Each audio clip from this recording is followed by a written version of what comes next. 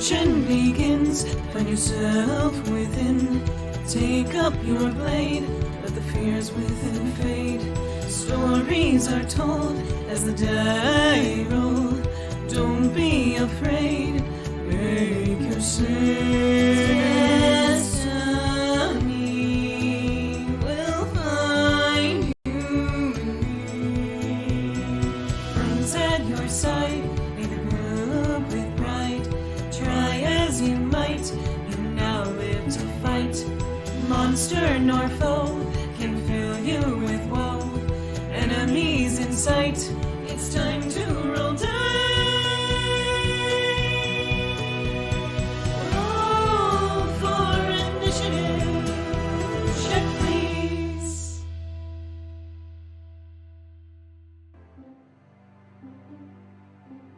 Hello, checkers and pleasers, and welcome to another episode of Check Please. Hello, hello. Here we are. We survived, made it. Happy post-Thanksgiving to all those who celebrate it. I'm your DM, Beardy. Hi. Hi. These are my lovely players. And happy pre-anniversary to Check Please, as tomorrow is our 6-year anniversary. My name's Amazing. Keni. I play Louie Freeman. Ice and Fire Boy. He's fine. He's fine. He's fine. He's fine. Screwy. Yeah, Pressing don't X. ask. Screwy. Yeah. Obviously. I mean, if you have to say they're fine, are they? Mhm. And I'm Skrewy. I play Stavik, the Bone Boy. I'm Grem. I play Valentino. He's also fine, although it doesn't need to be said. But he's I more like, suppose. fine, you know? He's more fine. Yes, exactly. Nice. You stole what I was going to say. So I am Shane. I play Xander, the newly awakened and possessed of a lot of friends boy.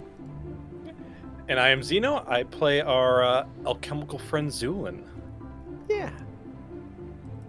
Wow. Fantastic. Welcome in, everybody. Does anyone want to give a quick recap of the events of last episode? Yes. We started last time after the magic eater from out of space that had been freed from the Aether Stone supped on Xander's delicious ichor, wrapping him in tentacles as it grew even bigger, draining his energy. The group fought valiantly against this creature, even though it had become a lot larger and more powerful, and through lots of skill and poor rolls on its part, managed to defeat it without it actually draining anybody else for the most part. So that's great. It's wonderful. It rolled like shit. Yeah, it's amazing. It was rolling like shit before too, until it attacked Xander and crit a bunch. So True. we managed to defeat it, at which point Xander was lying on the ground. Xander experienced a strange out-of-body sort of experience, feeling something different in his headspace, one might even say. While that was happening, Louie, during the fight, experienced a lot of anger, a blinding rage that he channeled into white light that seemed to burn and truly damage this creature, which normally seemed to be immune to magic. Nobody really knows exactly what was going on with Louie, including Louie, because he seemed to not really have much of a recollection about that event. But once the ashes cleared, the tendrils or tentacles of this central creature split off into multiple directions and fled. Louie got very protective of Xander and didn't let anyone come close as Xander woke up. And we continued to float up on our Aether Stone. Louie supplied some magic, just focusing on it using his dancing lights, while people split up and had some conversations. Stavik wanted to talk to our friend Husa, who we discovered was not cursed to be stone forever, but only as long as the sun was out, potentially. We don't have the full answers of that, but he seemed very grateful to not be the cause of yet someone else's eternal suffering. So that's great. Another someone's. Yes. There were some conversations between Louie and Xander, or Louie and Bro, rather, before that, where Louie essentially said, "Are you in love with Xander? Why are you so nice to him? Why aren't you nice to me?" And Bro was like, "Well, Xander needs me to be nice to him, but you don't really need that. You've got a thick skin." And Louie was like, "But can you be nice to me?" And Bro was like, "Yeah, I can." And I feel like they took another step in their relationship. It was very, very, very sweet. At around the same time, Stavik, who was apparently eavesdropping on the conversation, was like, "Bro, I noticed that you had a letter to Louie. Do the right thing and return it to him." And Bro was like, "You mean the letter that I wrote him that was another draft of the letter that I gave him in the first place?" And Stavik was like, "Oh." And Bro was like, "I know what's going on. You're jealous. You want me to write you a letter too. It's okay, I can write you a letter, Bro." And Stavik was like, "Really? Okay." So then It people was went to sleep. heartwarming. I loved it. Yeah, aside from Stavik and Husa, of course, who is nocturnal now. And Xander and Louie had a little bit of a conversation. Louie decided to rest up, at which point Xander took over for lifting the Aether Stone and had a little conversation with a voice in his head who introduced itself as a friend and said that he had a lot of potential and was really looking forward to, working together, like a very profitable partnership for them both. We eventually managed to get off the Aether Stone once it reached the surface, discovering that we were indeed at the strange pit in Burgos, near to the town of Ruida. And through some shenanigans, we eventually managed to dismount from the Aether Stone.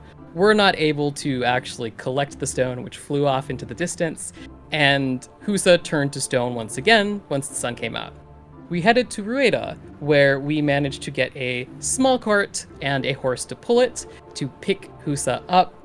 We also encountered a very spicy fell bartender with tattoos and really cool horns that people were really fond of, and a satyr who happened to be a priest of Prenia. However, Louie did not do very well during the conversation about Prenia and the holiday that it currently was. And so we ended up leaving town without really exploring what Rueda had to offer for seeding day. So we ended off making camp about halfway between Rueda and Saraibo. And I think that's where we left off. Wonderful. Well, in that case, welcome everybody. Here we go. So, party is currently at a camp. You all made your way along the road, and we'll just use this one for now. It's good enough. I like the fire. Yeah, it's nice, right?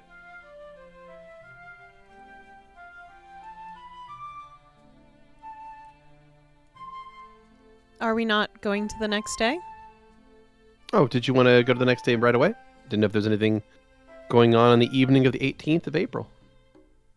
Not that I can do. Okay. So I might as well move it to the next day if everyone's cool with that. Well, Yeah. all right then. Good with me? All right, so we will go ahead and push time on then to the following morning. And swing by.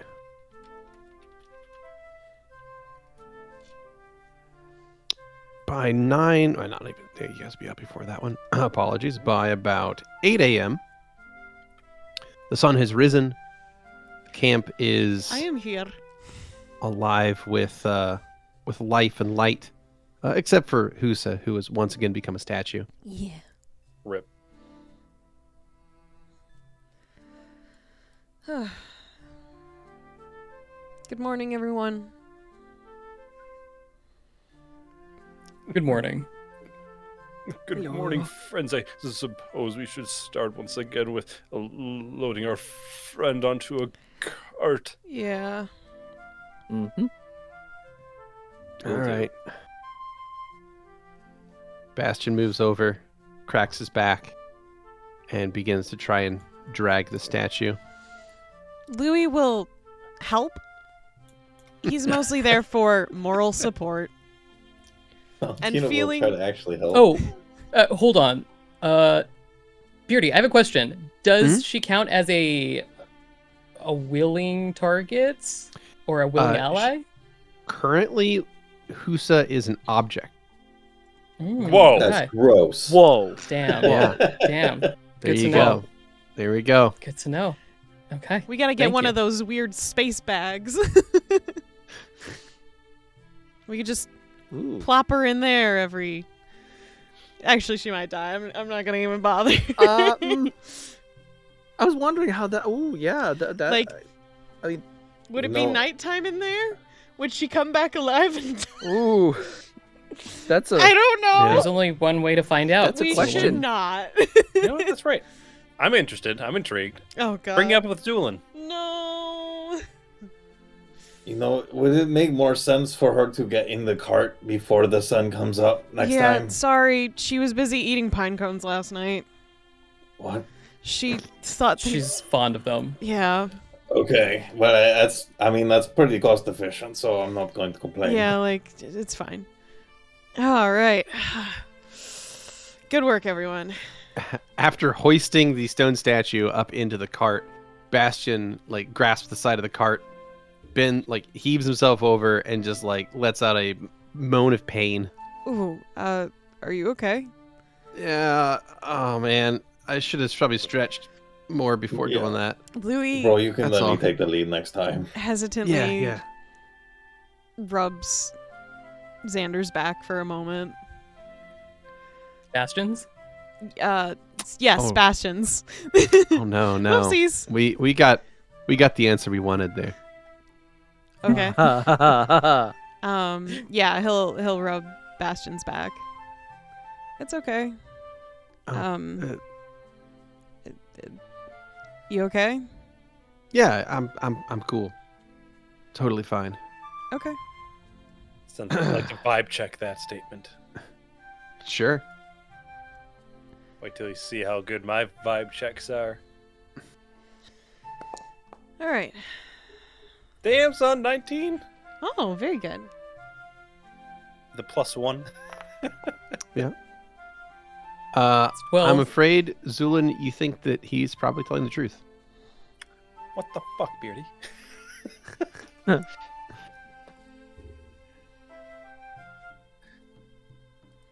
Just for fun. 31. 31. Bastion is certainly covering something. He's definitely not being completely honest. Yeah. I'm sure you'll be fine. You're tough. Yeah. Yeah, just gonna walk it off. Hey, can I talk to you later? Sure. Just gotta break camp. Yeah, I'll help. What's up? Nothing much. It's just a private conversation if you're okay with that.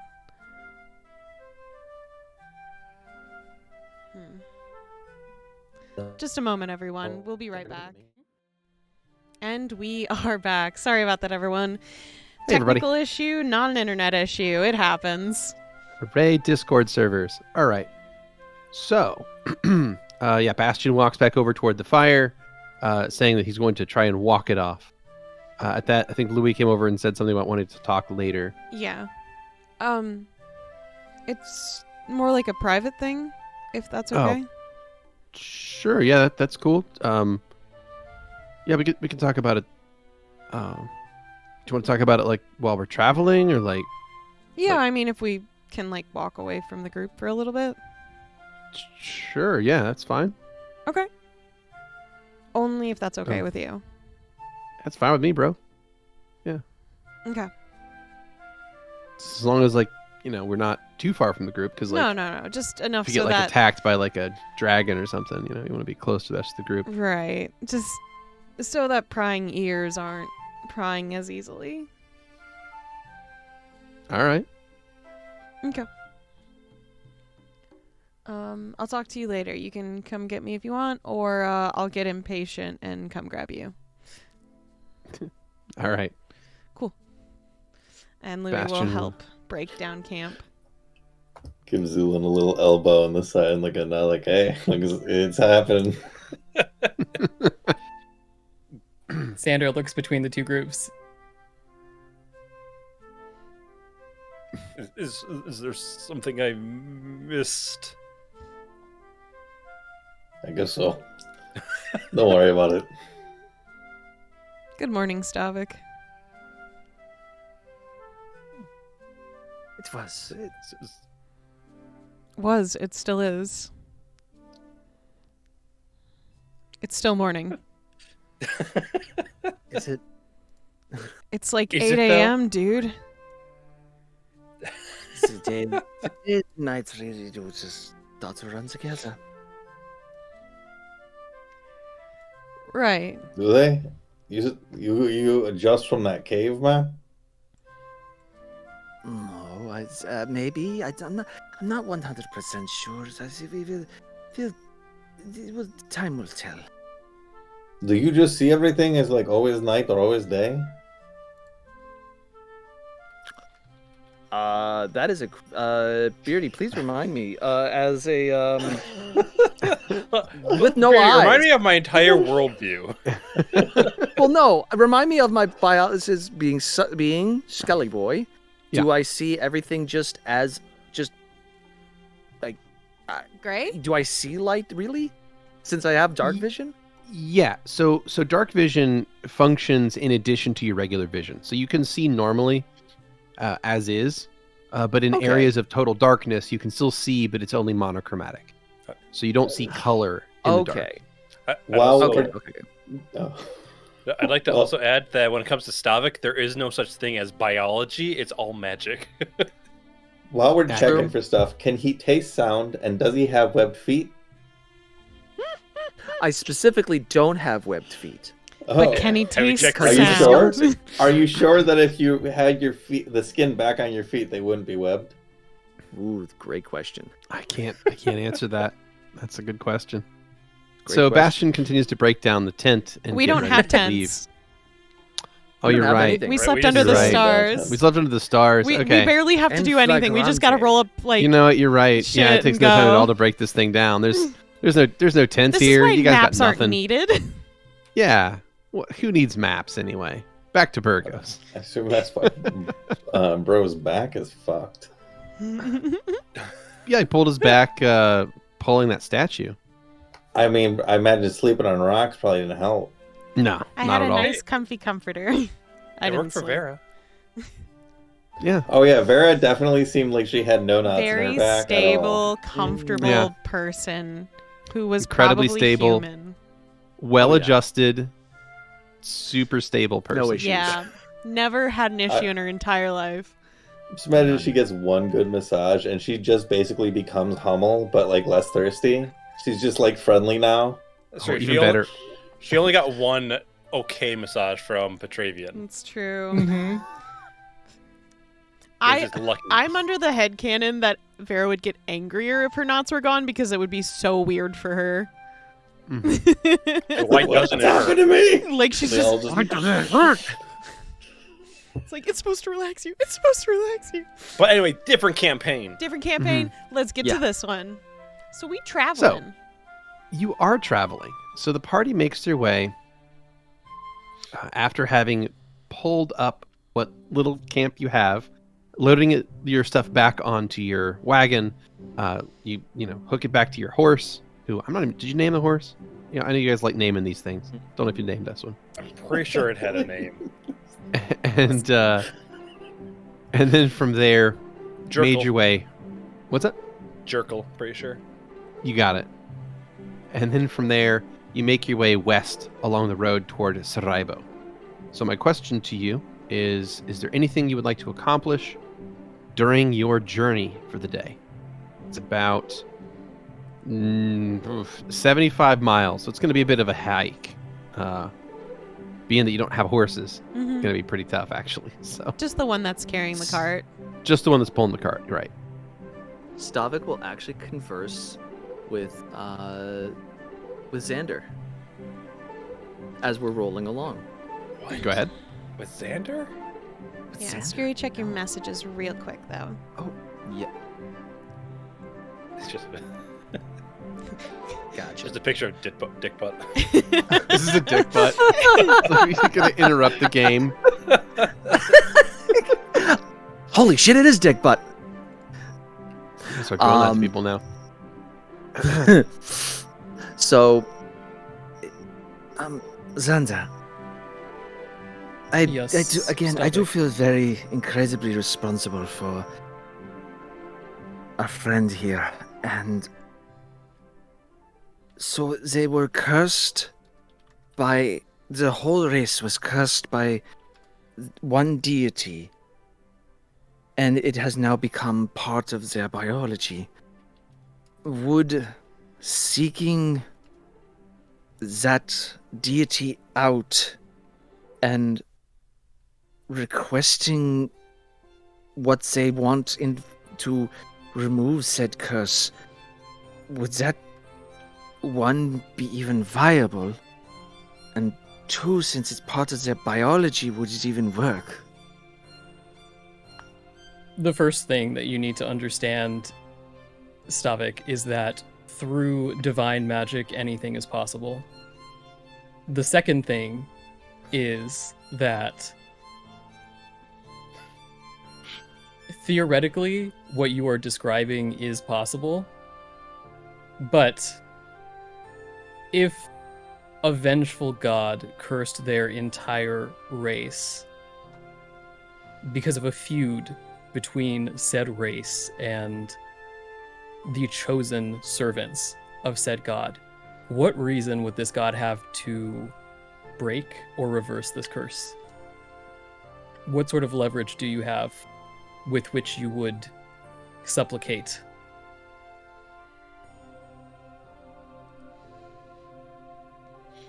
And he'll look kind of down, like crestfallen, and of course not. I don't have anything.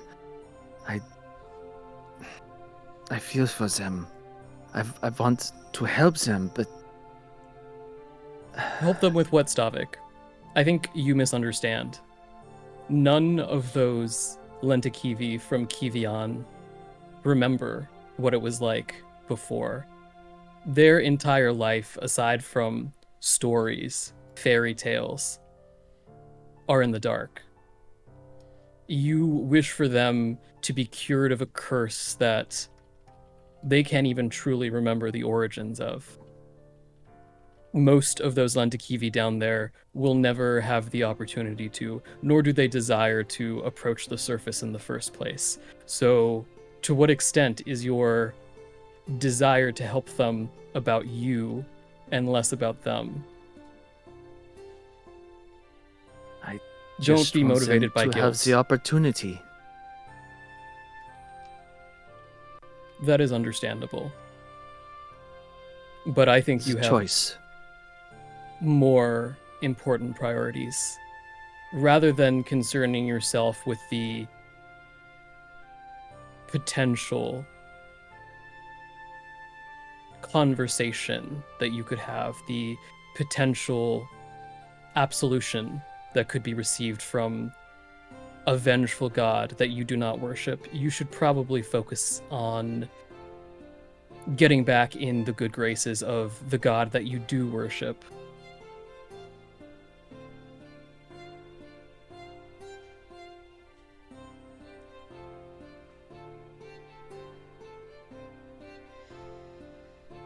And he'll sit stoic and quiet.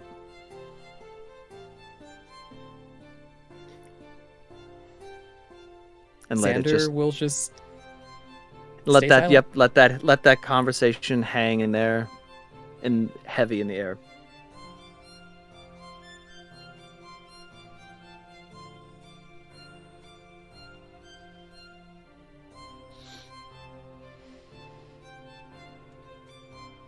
And we will move on.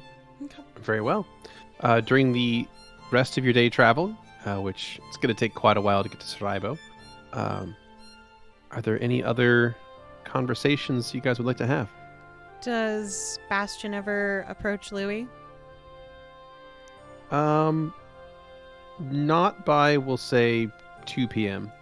So like what time would Louie decide was too long to wait? Louie would wait until probably 3 because then he's like, we might be considering like stopping for camp at some point. Are we going to make it to the town? I don't know. I feel like 3 is a good sweet spot of waiting patiently. Okay. So by 3, what do you do? Are we walking outside the cart or are we sitting in the cart? It's not a huge cart, so I assume everyone's walking. Okay. Yeah. Louie is going to walk up to Bastion and grab his arm, not like forcefully, but just to get his attention, just his forearm from behind him. Hey. Oh, hey. What's up? I was hoping to converse with you Sure. Yeah, go ahead. away from everyone. Yeah, I remember. We can, walk over there. Okay. And Louie will kind of grab onto it, like the end of his shirt that's kind of rolled up halfway on his arm, and will like lead him away, just kind of as a contact point. Everything okay, bro? Oh, yeah, absolutely. I feel like I should really talk to you about this, like, kind of important thing. Okay. What's up? How to bring this up. So, remember when I said, while we were floating up on that rock, that you kind of sounded like you've been, like, flirting with Xander? Yeah, I think I kind of remember that. So I was just being like, I said, like, I was just being nice and all. So, like, I understand. That's just how you are. And Louie will let his arm go. It's just that last night, when you kind of invited Xander to go clothing shopping with you, it kind of sounded like you were asking him out on a date. And I don't know if you realize that. I mean, I don't think, like, going shopping for clothes is a date. It totally can be. It's- Sorry, I'm not raising my voice because I'm angry. I'm just trying to make a point. Okay. It's I'm just not defensive, just right.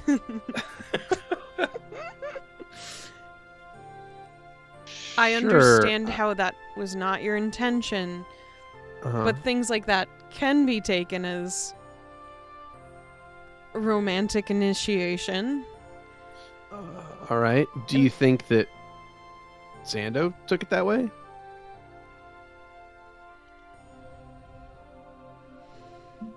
I Is think there's a possibility. And you took it that way, or do you think that he could have took it that way, but you understood that it wasn't? Well, for like a moment, it kind of sounded like a date. Uh-huh. All right. I mean, like, I can ask him. No, Okay. I don't So you don't want me to ask him. want him to know that I was talking to you about this. Okay. Bastion looks over at the rest of the party that's not that far away and can plainly see the two of you walking, having a conversation. Xander is Pretty watching sure through they're all gonna. Pretty sure that they're gonna know we had a conversation in private, since you Well, mentioned we were gonna have a conversation in private. Okay, well,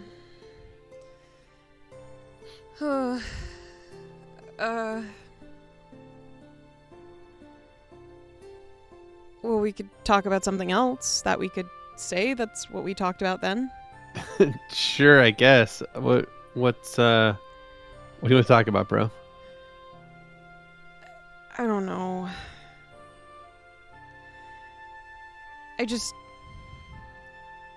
I beg of you to try and understand that some of your statements, well, they are very romantic sounding and they are very, I don't know, heart fluttery or some shit. Bro, is it they're like romantic and heart fluttery, or is it that you think they're romantic and heart fluttery? Like, I mean, and I don't mean that as in like, I mean like, maybe I mean that as in like, are you just kind of like taking everything I say and like putting it through like a lens of like romantic intent? Huh. I don't know. Because like, I mean, I didn't think that I was like trying to hit on people, but like, I mean, maybe like I can be I don't misinterpreted. know. It kind of sounds like the way someone like you might ask someone out, because, you know, you kind of have this way where it kind of sounds like you would just say a thing and then later be like, oh yeah, that was a date, obviously. So forgive me, I've made an assumption on your character. It's just, you seem like that kind of person who is just very, you know, confident about just saying something and then later stating, yeah, that was totally a date, or yeah, that was totally flirting, you know? And then but then there's other cases where it also seems like you're like, nah, I'm just being nice. And I feel like there's not a really good even ground that I've been able to read off of you yet. So like, if it were a date, that would be like upsetting to you? I guess. Okay. I mean, it's not, because I would just like, we're just going out like to shop for some stuff because we have some money. But that was, you know, about it. Okay. But I mean, like, I guess just I'm don't like, want you to lead him on. okay. I mean, I appreciate like your concern for Xando and all this, but like, it'll be fine, bro. It'll be good. Okay. I don't think that like anyone's like leading anyone on. I mean, I don't think so, at least. I mean, I can ask, like I said, I can ask him and we can find out for sure. But like, you seem to think that's a bad idea.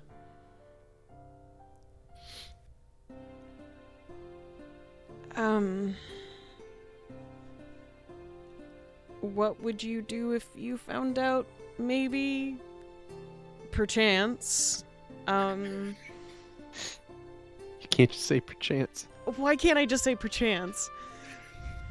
It's part of the sentence. Perchance that someone had feelings for you. I mean,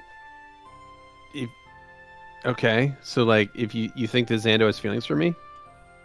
Maybe. Because like, I mean, like, I guess, okay, so hyperbolically, if we were going like shopping and like Xando was like, hey bro, like we have had like this great time together. No, he'd totally be like, bro. He would never. He would call you bro, but he wouldn't say it that way, obviously. And he'd be like, hey, bro, we've been hanging out like a bunch, and it's really cool. And like, it turns out I have all these feelings for you. I'd be like, whoa, Xando, that's pretty wild. Do you like actually have like feelings for me like that? Yeah, bro, totally. Well, that's kind of crazy. Are you interested in like exploring that? I mean, maybe, bro. I'm like, well, all right, Xando, like, let's talk this through and figure out like what's best for everybody here. Everybody? Yeah. For the, because we're traveling with like a bunch of people that are counting on each other to like not get killed. So it's kind of Right. irresponsible to not like consider everybody's safety, at least a little bit. Safety? Yeah. Like, say I get involved with somebody, but then like, because I was too busy being like emotionally invested in them, I forgot to like guard the camp at night, and then we get all stabbed in our sleep or something. Right. Like then it becomes like so much of a distraction that it's like dangerous for people. You know what I mean? Mm-hmm. Yeah, exactly. It's like there's some considerations to make. But like, am I like against the idea of like a relationship with somebody? No, not really. But like, is this got to be done like responsibly? That's the way to do it. Yeah. Okay. But if you're asking like if I have feelings for anybody, I would say like, I think that some people in the group are kind of neat, but it's like I don't think I'm gonna be pushing anything. But like if somebody were to like to approach me, then I might be like, hey, maybe not. Maybe not. I guess I understand that. But like, I've had some pretty rough relationships in the past, so like Right. I'm not really like interested in like jumping back into one like right away. Mm-hmm. But I guess if the right people like present themselves, and maybe yeah. Okay. I don't know. He's just been through a lot, and I've just been trying so hard to keep him safe the best I can. I just don't want his heart broken. Yeah, I don't think that like I don't think that it's going to come to that, but we'll see. They certainly have been talking to themselves for quite a while, have they not, Sir Valentino? I think they're talking to each other. Indeed, of course.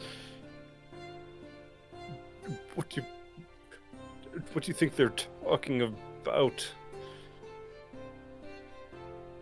Well, if I had to guess, I would assume that Louie probably is apologizing for something that he said that was pretty much completely innocuous, but he took it as like a deadly offense. That does track, I will say. He does seem quite sad at the moment. Yeah, that's really kind of what I'm getting the read on. He seems like he's doing the panic thing. Indeed. What do you think, Xander? Xander is gonna blink a couple times. About what in particular? Those two over there, they seem to be deep in conversation. Secrets, I would assume. I suppose so. I guess lately I have no idea what's going on when the two of them talk. I mean, in my experience, it's usually like Louis pulls Bro aside and is like, "Bro, what was that comment you made about my mom?" And Bro's like, "I didn't say anything about your mom." And Louis like, "But what the hell was that about?" And references something that I don't remember happening. And then I see.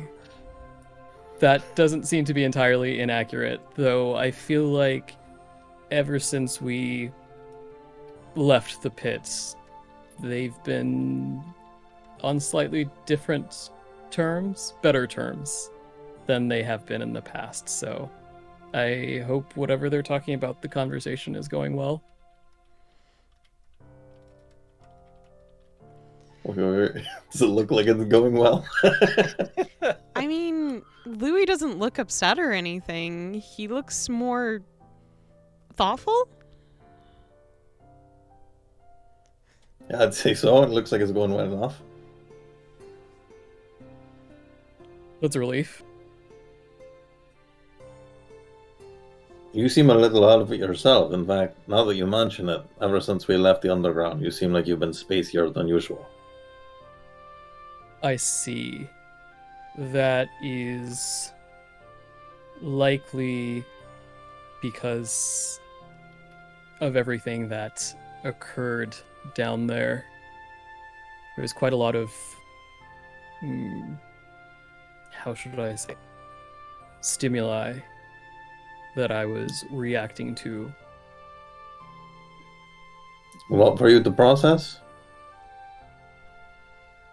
Perhaps we can say that. I still think there is much for me to reflect on and try to understand about our experience down there. Indeed, trauma can have many different effects on many different individuals. I was just taking your time to process such things.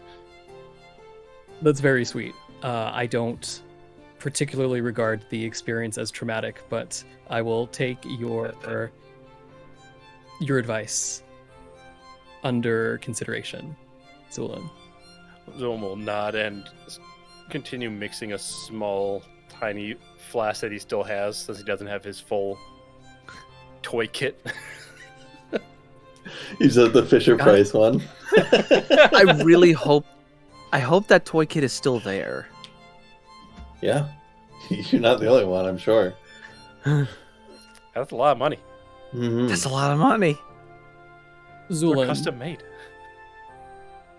when we approach the area that we last left off before we were drawn into Hattie's web, I may be able to locate our stuff using magic. That would be quite helpful. I would rather not have to resupply my entire lab if necessary. Yes, it's quite strange to see you without all of your apparatus. Yes, it's quite limiting, but we'll make do. I can still make the bare minimum. That's good. Hopefully you won't have to rely on that for too long. Indeed.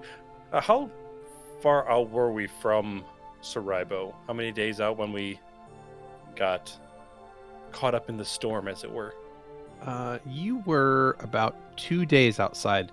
2.5 days. Okay. So you're almost halfway to Rosalejo Gotcha. Again. when all that happened. So, yeah, now you are, making your way towards Saraibo, but it's a heck of a journey, and you guys are on foot, so it's going to take a bit. Of course, we still have the potential problem of the horses being, shall we say, expired on our arrival. If necessary, I will conjure some horses to take us the rest of the way. You know, how long would it take a horse to starve to death? I mean, horses eat grass, so... Right? Like, horse. Yeah. Am I crazy? They can eat grass. horses they eat can grass, No, they digest eat grass. that. They graze. Yeah. But were they tied up or anything? Well, they No. were attached to the cart, Nope. but they weren't tied up. So they can literally Yeah. just walk wherever. And And if there was they a were pretty tied nasty up, storm. yeah, the Kinda- shit they were tied up to would probably be gone. Yeah.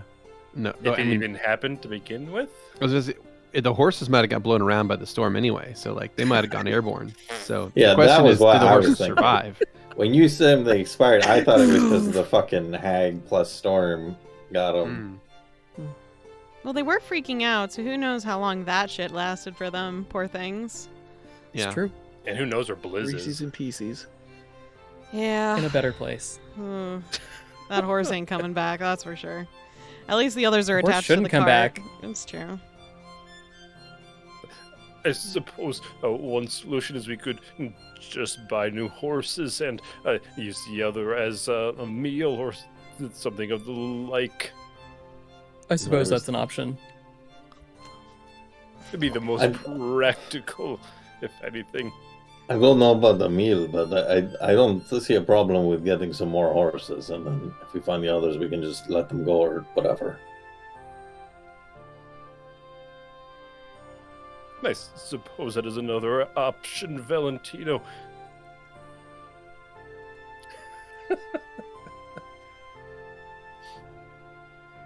I guess we'll wait for Yep. the others to Okay. return.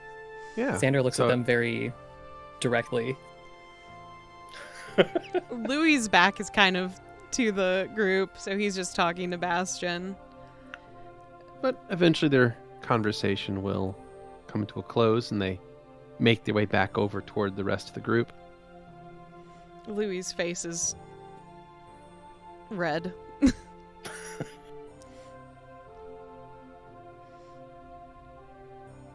Everything yeah. all right, Louie? Good talk. Yeah. Everything's fine. That's good. Feels like everybody's looking at. His face is getting warmer as he's noticing more attention on him.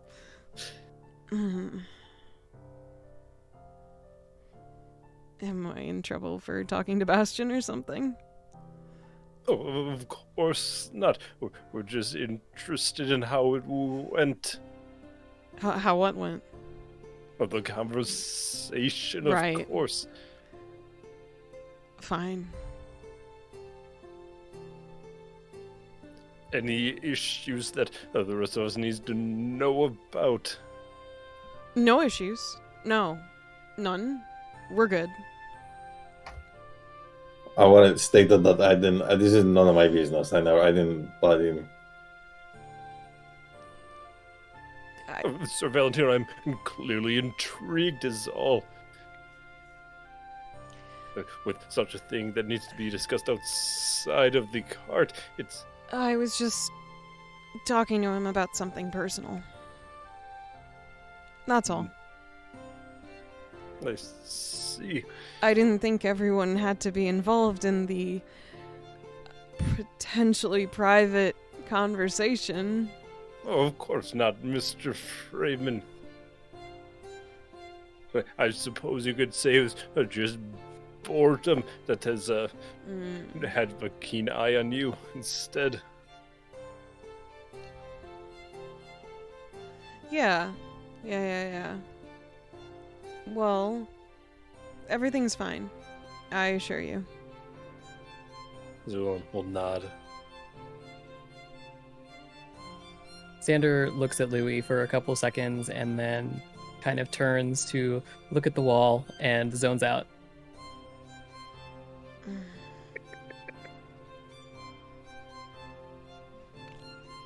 Oh, by the way, how's your arm been healing? Oh, it's still pretty limp. I probably won't get the nerve feeling back for a while. I've never Unfortunately, burned that bright before, as far as I can tell. For whatever I can remember of it. perhaps I could acquire some steroids from the next potential animal I find. That might help with the rehabilitation of the muscle. I'll think about it. But I do have some curiosities and requests if I could write them down for you. Oh, of course, I am always happy to delight others in their queries. Yeah, I don't know if you've ever looked into stuff like this before, so it might be fun for you. Color me intrigued, Mr. Freeman. Good. Then this will be just fine. And Zu'lin will go back to his swishing After a around. few seconds, Xander seems to blink himself back and kind of looks at the two of them before staring off into the distance again. It's like becoming lucid only once in a while. Louie's just I need to gonna get on whatever the fuck he's doing. Louie's just gonna gently pat Xander's arm, just in camaraderie.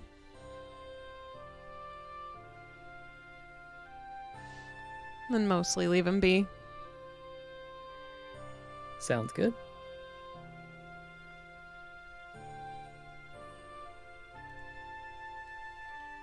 Well, and with that, your group continues to travel throughout the day. And if no one else has anything they would like to interject with, we will continue on to when Party makes camp that evening. Yeah, I'm good for the day. Works for me All too. right. So we advance to about 8 p.m. Party has made its journey for the day. And you make your way to, well, I would put up in the camp map, but there's not much point because you don't have a camp. So you take the wagon to the side of the road, someplace where it's relatively flat, and decide to hold there as the sun is currently dropping. And as soon as that ball of fire reaches the horizon and shadows quickly cover the ground, Who's it gonna wake up?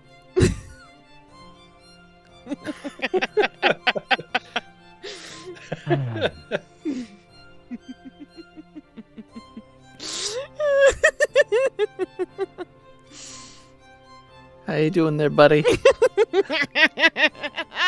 You've given me so much power. I wouldn't laugh so much with what's coming up. It's fine. It'll be more entertaining.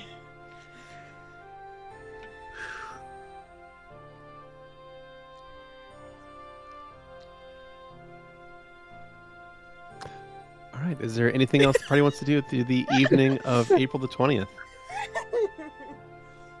Nope, not particularly. No, Louie's just gonna hand his little list to Zu'lin.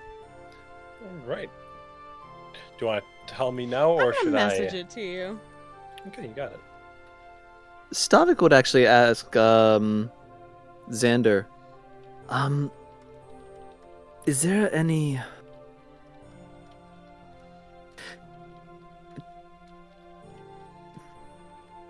dueling, not dueling, but sword training that I know you have that that's a halberd? It's a scythe. Scythe, but is there any, I don't know, sparring practice you could aid me in? Anything would help, I think. Do you want to improve in terms of your martial capability, or are you sparring for a different reason? Is this... Oh no, this is for training. This is for me to improve. How can I You're how asking can I the wrong best person. protect if I do not see all the different ways in which to approach a combat? Okay. If that is something that you wish, I suppose I could engage you with some physical training. Is there a reason that you came to me in particular? Not that I mind, I'm just curious.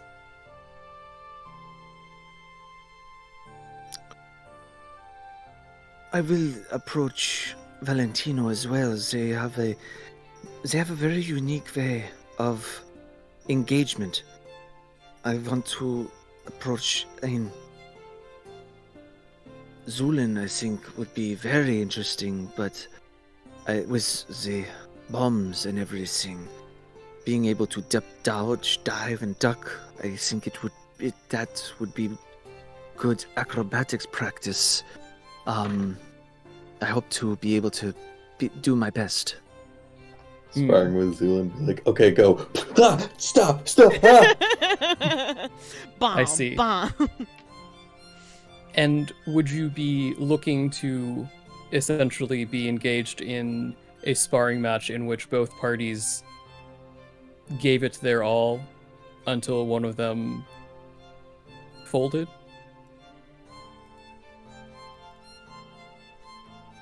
You think that is wise? Not if it's the two of us. Which is why I ask. I do think you might have a distinct advantage over me.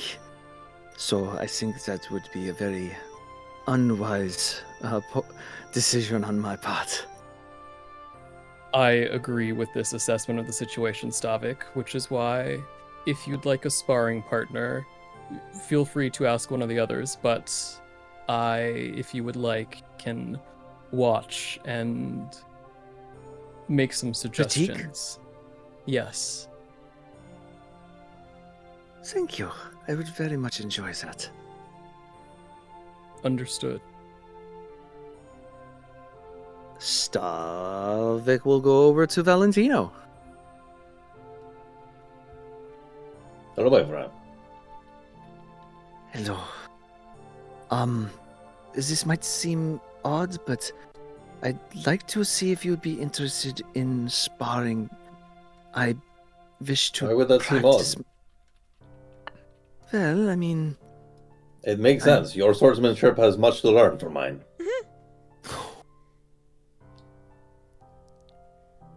I thank you. Of course. I am nothing if not magnanimous, and also a bunch of other things.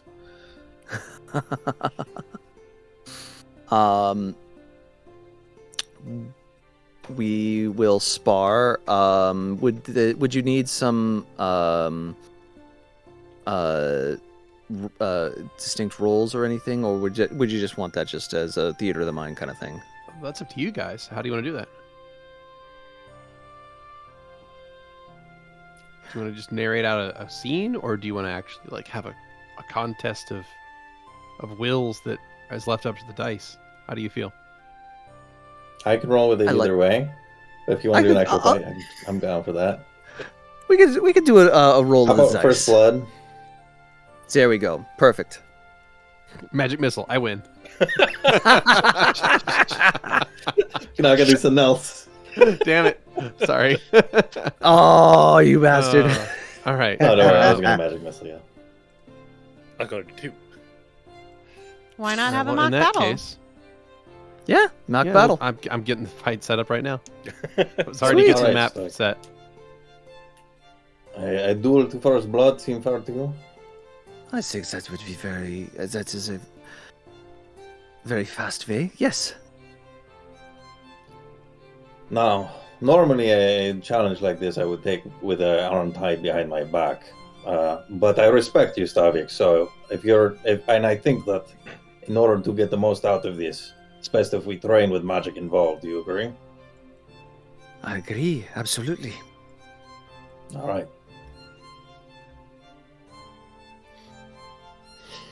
All right. I'm going to cast Mage Armor and then cast Shield. Cool.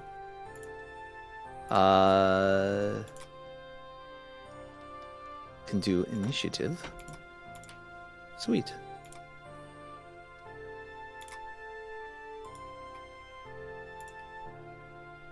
All right. Well, in that case, let me go ahead and set the two of you into a bit of a combat here. And feel free to roll initiatives.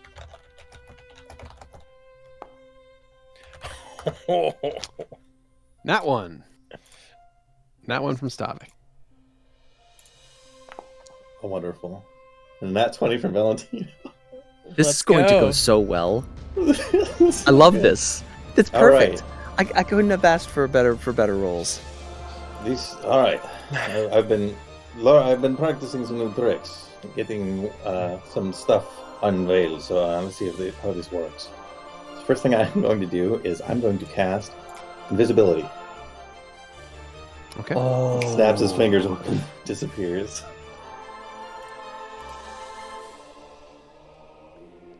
Oh, that is a fantastic trick.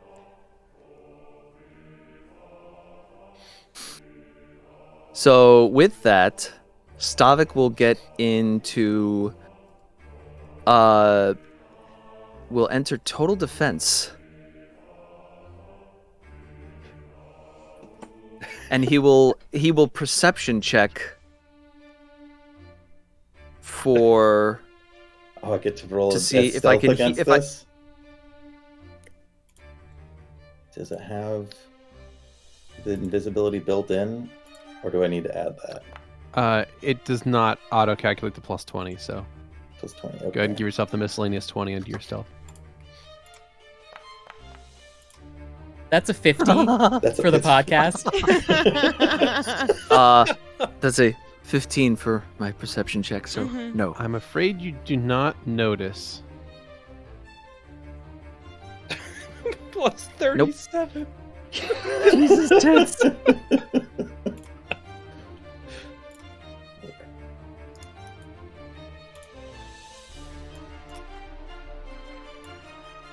We'll also activate. We're gonna activate lunge.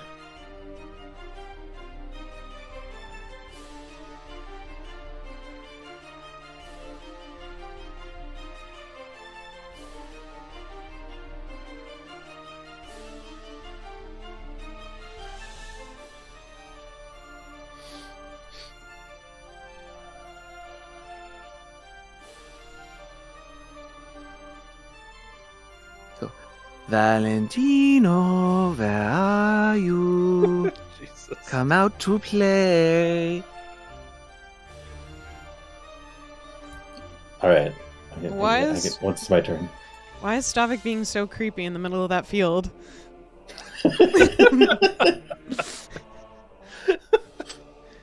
He's sparring. With himself? Valentino is invisible currently. Oh. Still creepy.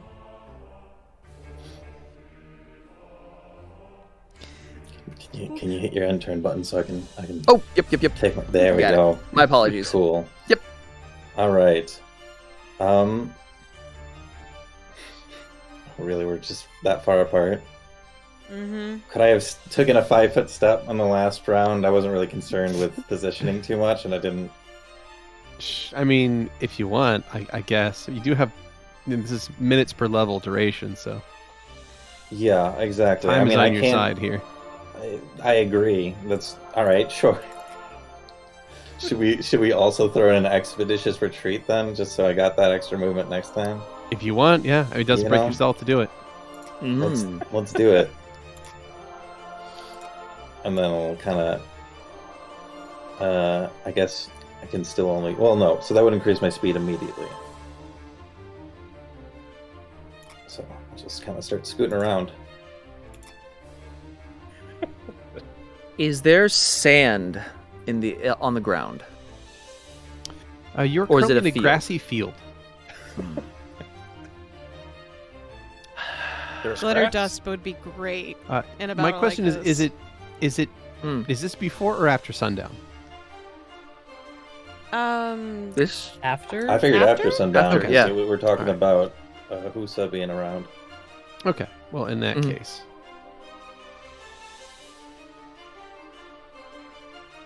Okay. So Stavik,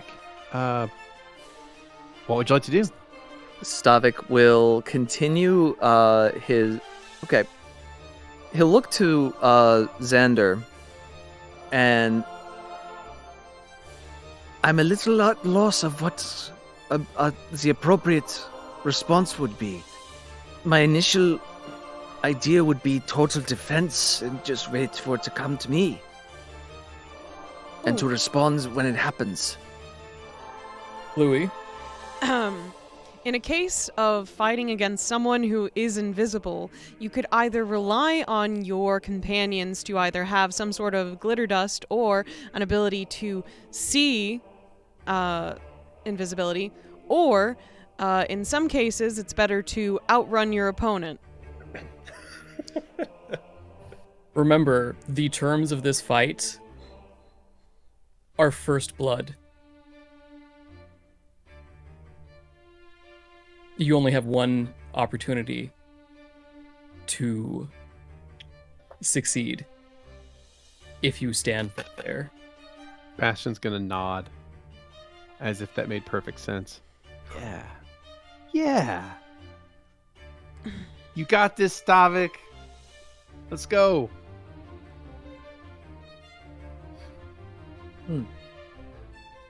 Think like a tactician and less like a wall. Then in that case... Stavik will then come out of total defense. Congratulations. Turtle Happy Pride. pokes his head out. Let me turn that off. There we are. Yep. And he is going to sprint straight forward with his shield in front of him. Okay. Straight toward Louie. Straight towards Louie. Wait. Yeah. What is Okay. my foot speed? 20, so one less. Mhm. Okay. And he'll come to well, no, since he isn't doing anything else, he would continue on an extra Yeah, you 20 can- feet and stop right in front of Louie. Please don't hit me. Charge straight at Louie, stopping immediately in front of the scared boy. What the fuck? All right, that is your turn, Stavik. Yep. Valentino, you have initiative. So with Expeditious Retreat, my land speed is 50 feet. That is... One moment. Increases my base land speed by 30 feet, and it's normally 20, yeah. Oh, so yeah, you're up to 50 here. Yes. So I'm going to run right up behind Stavik here. Uh-huh. And say, your fight is with me.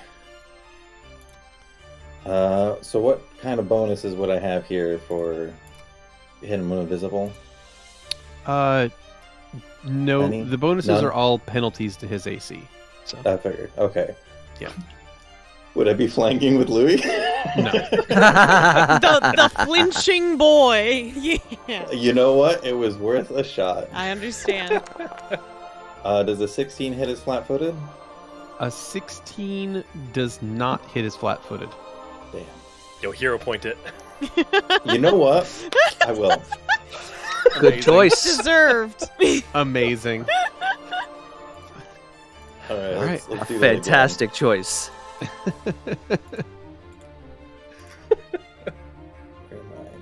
No notes. Oh, that was a nat 1. That Ugh. mwah, I hero truly point incredible. Are you You kidding should me? put it. Okay. Oh wait, Holy crap. before Xeno hero points it, we actually got a reroll from the chat. Oh, Hey, Thank you. we got a reroll. from Beautiful. Sam. Beautiful. Well done, thank you. this is such bullshit. Oh my Nope. god. I would love to fight something real today because I'm getting all my shit rolls out now. Perfect. Mm-hmm. Hero point. Okay, now we're doing the hero. This is point all from you get, Sam. though. I Right. The last I ain't spending one. any more. couldn't ask for more. There we go. Does There it 26 hit his is. flat-footed AC? Yes. Yes. What was the number? All right. At 26. Yes, that will hit flat-footed. Stavik, you are struck from behind. Damn. You are going to take 16 points of piercing precision damage. That is going to be reduced to 11, But he doesn't bleed. So but he doesn't bleed. Mhm. In He fact, there is doesn't. no blood at all that comes out of Stavik. So that's Valentino's turn. Stavik. Chip off a piece of his ankle. Not the Achilles heel. Yeah. Stavik, And what would I'll you like sheathe to my do? sword afterwards. You know what? If he wants to try and get me on a technicality here, then we'll see what kind of honor Stavik has got. Stavik, you're up, sir. All right. So Stavik will whip around. Reset.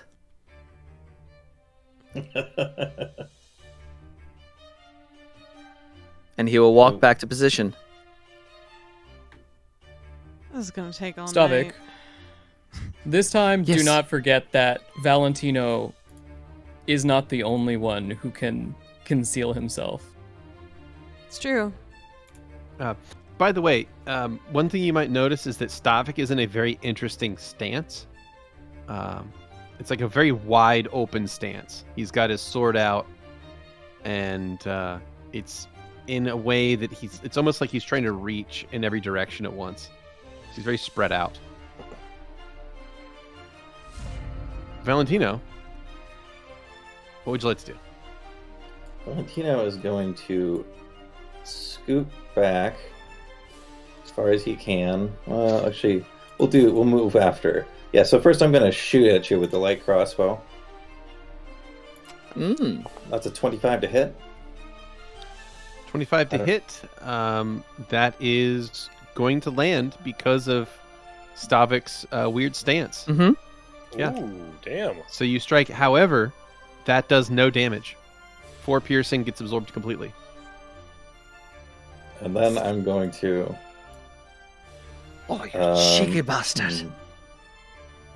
Me, you ought to be prepared for all sorts of combat. You want to go another round? Of course. Or have you learned your lesson? All right. Good, because there are lessons to be learned. Fuck him up, Val. I mean, you know what? Fair. Pressure's on now. I guess I end my turn there. I was going to move away, but I don't feel like that's the Valentino thing to do at this stage. He's won 2 bouts. Yeah. Stavik, you have initiative. He will actually look to Xander and kind of turn his head very confused at... You say that I'm not the only one that can... Not conceal. you. Valentino isn't the only one. The other one, aside from the rest of us here, is you, Stavik. You need to be prepared of foes of all kind, including ones who have similar skill sets as Valentino. But of course, that couldn't possibly be true because there's one and only Valentino, right? Yes, I was about to say the same, so I appreciate it.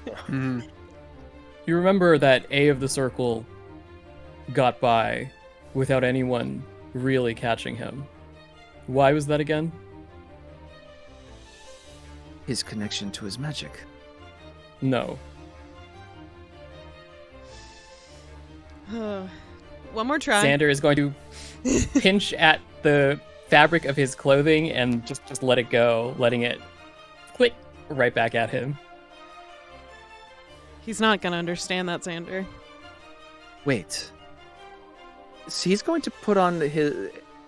No, it can't be like that. He's going to take his cloak.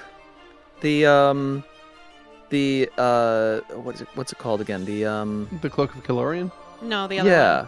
one. Oh. Sorry. No, yeah. Calorian one? Oh, yeah. That's the one that he meant. Oh, okay. Yeah, the cloak of Calorian. Okay. He's going to put it on, and he's going to concentrate Okay. and think of him as not there. Think of yourself as not being there? As not there. That's pretty sad, buddy. I'm sorry, dude. Okay. He just You pops wanna out of talk about existence that? and he never comes back. So it's just like, imagine a world without Stavik. He's made a song like about as if he's. I mean, obviously his physical form is there, but like he is visibly not there. Mm-hmm. Well, that is an interesting thought experiment there. But the robe doesn't just change based on your current emotional state, or your immediate thoughts are. It's supposed to be more of a deep reflection of your personality and who you are as a person. So, it doesn't do anything different than normal. Okay. Then It reflects your since inner I would self, be- not like it's not like a mood ring. okay.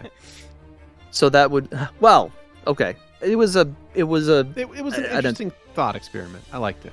Okay. I'm pretty sure So I with believe.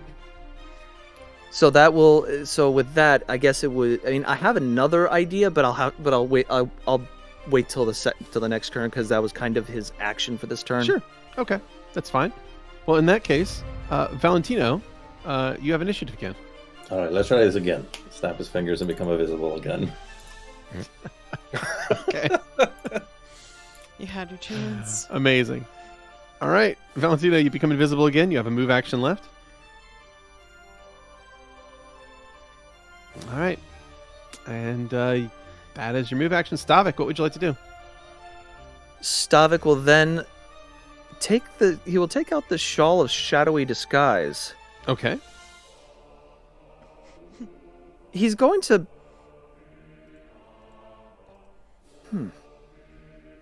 What happens if you put them on at the same time? well, yeah, I mean, but he's going to try They to take up the same slot and one doesn't work. Wow. See, unfortunately, that doesn't work since it's only like for the face. Shit. Yeah. It's a disguise.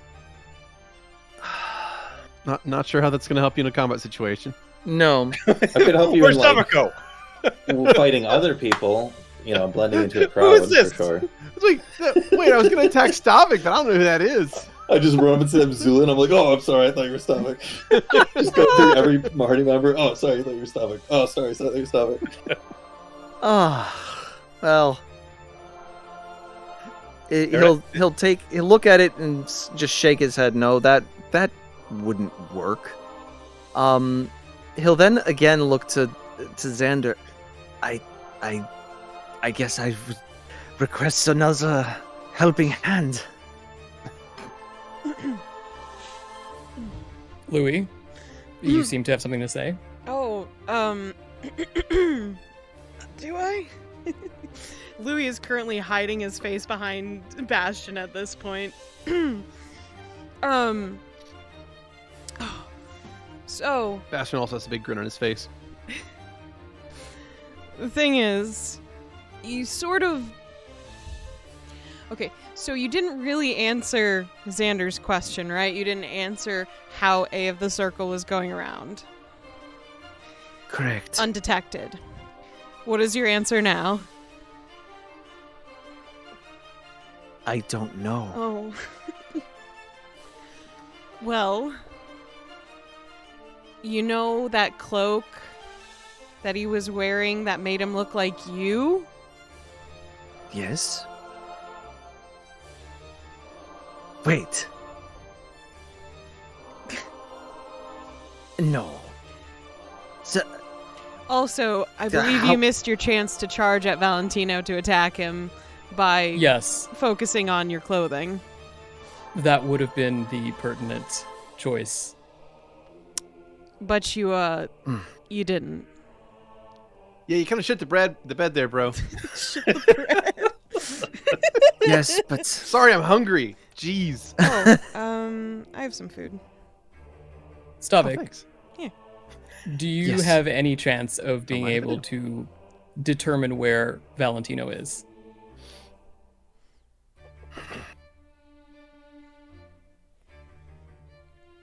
No. he'll Yeah, no. The answer is Of no. course he does. The answer The answer is find no. out when he's like, ow, this side. What if So- you just like take your sword out and like spin around real fast? Now, there is an inspired solution. The other thing is, Valentino has to draw first blood, which means he has to actually hit you. Make it so that he can't actually do that, and you will survive to live another few moments. It's true. So the defense Stop. would be Stop standing around like a gangly son of a bitch. Do something. okay. So I have to wait my turn and he's gonna be alright. Valentino is so nice. He's just like, Yeah. I'm letting him do his thing. Being extremely This is- patient. this is I mean, He learning. genuinely sees it. Yeah, it's a learning experience. Yeah. I thought you said you were a So- paladin. In name only. So, Valentino has They're been, gonna for the stop. most part, trying to hit you with his normal weapons. If he wanted to hit you at a distance, he could. So, Yes. which way could you go to potentially minimize the chance that Valentino would hit you.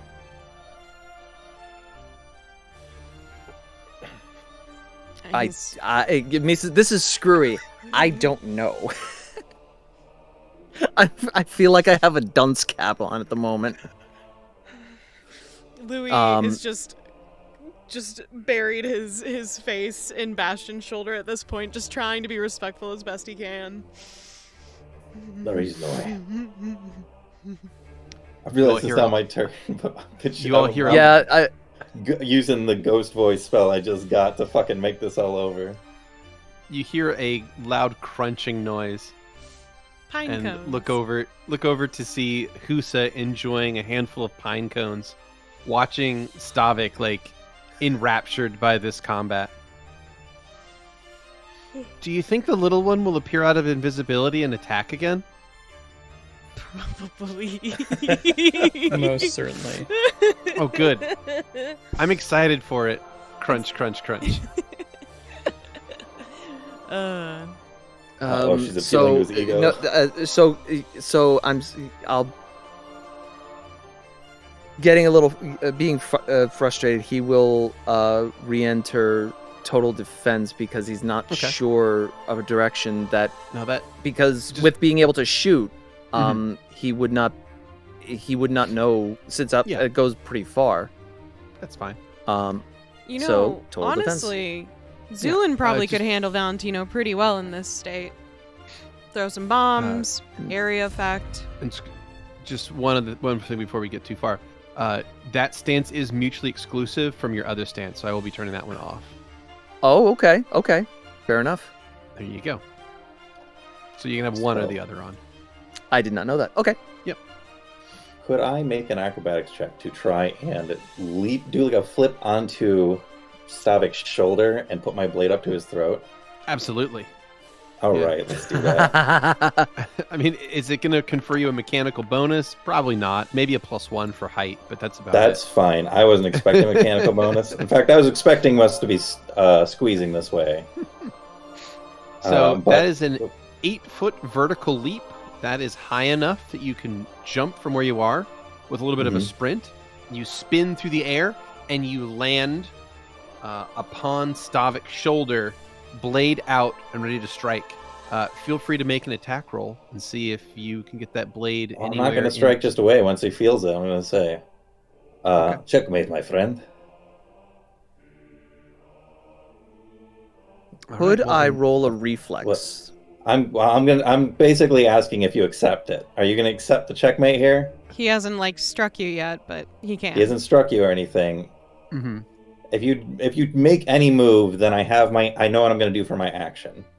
For you to just interrupt my turn with some sort of crazy flip shit after what I just waited for I'm not putting up with that. So Skrewy, do you want to accept the ultimatum surrender situation here, or do you want to not accept the surrender? See,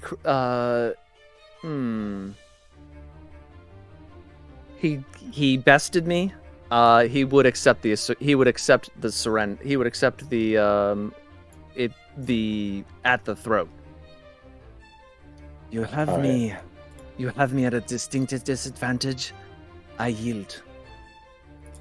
Turn on, do the invisibility, hop down. All right, I think that was good enough for tonight. Boo! I wanted to see blood. I don't think Stavik can bleed. I know. That's why he was going to win by technicality. Right. That is not honorable, bro. You're not honorable. I didn't know You I don't was need to honorable fight either. for honor, Am I supposed to Stavik. be honorable too? No, I was calling out to Stavik. Is it?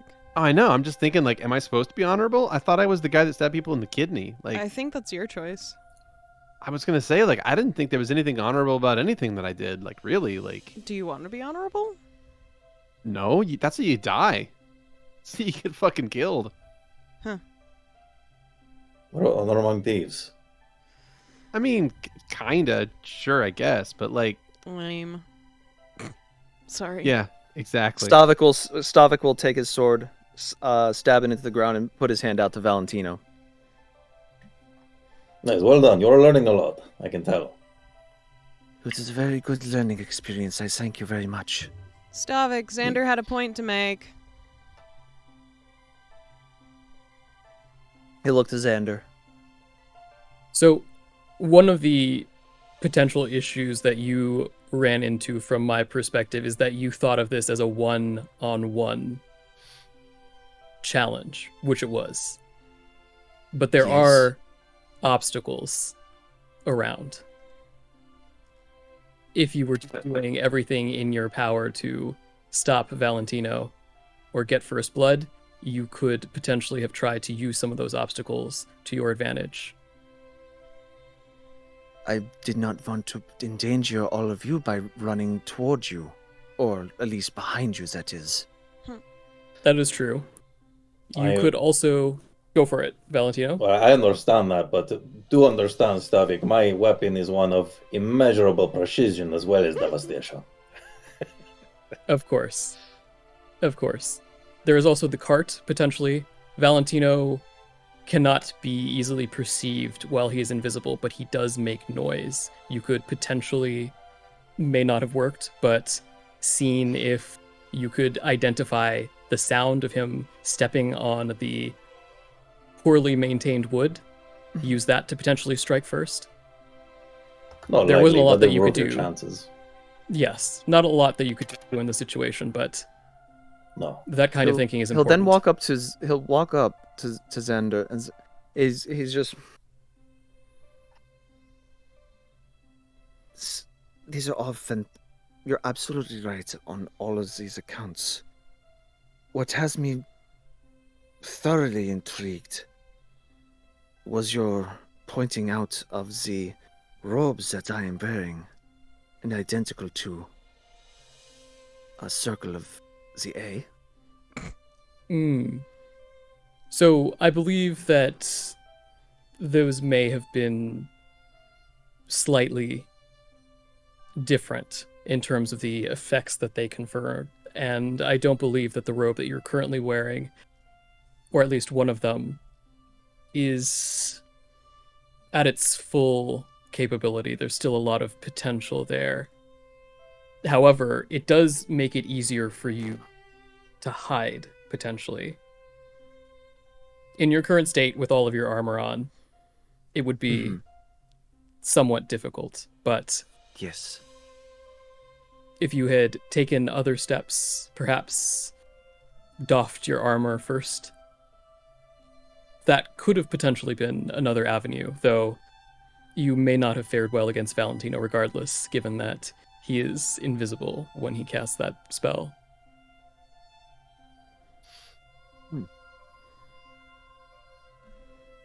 I believe this is something worth researching.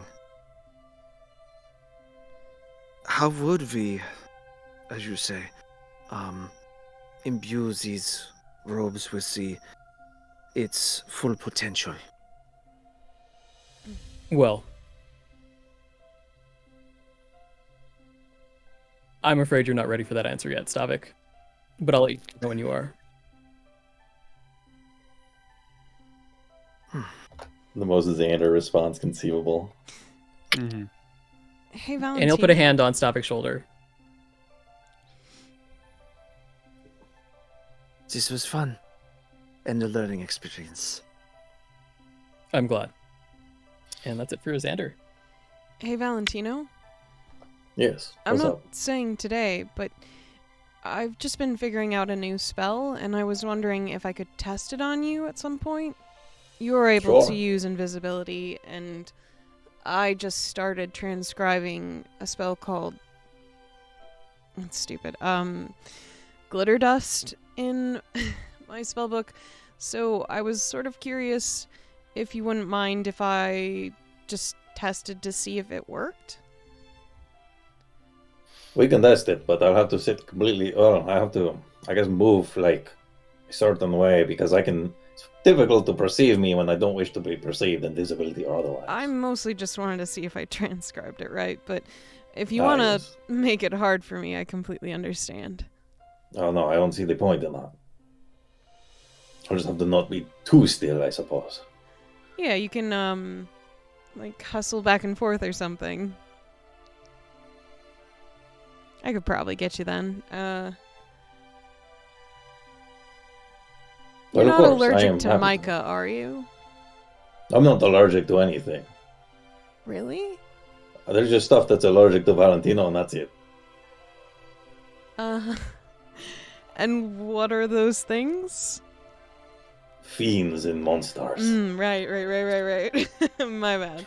Well, we'll try it out some other time. I just want to make sure that I'm able to help everyone when we do get stuck in bad situations again. If we have Of as course. formidable a foe as you? I highly doubt it, but it's always good to have some kind of protection for the highest levels of power. Right. Well, it's just in case. But Hmm. good show. Of course, thank you. It was a fun exercise. I'm sure it was for you.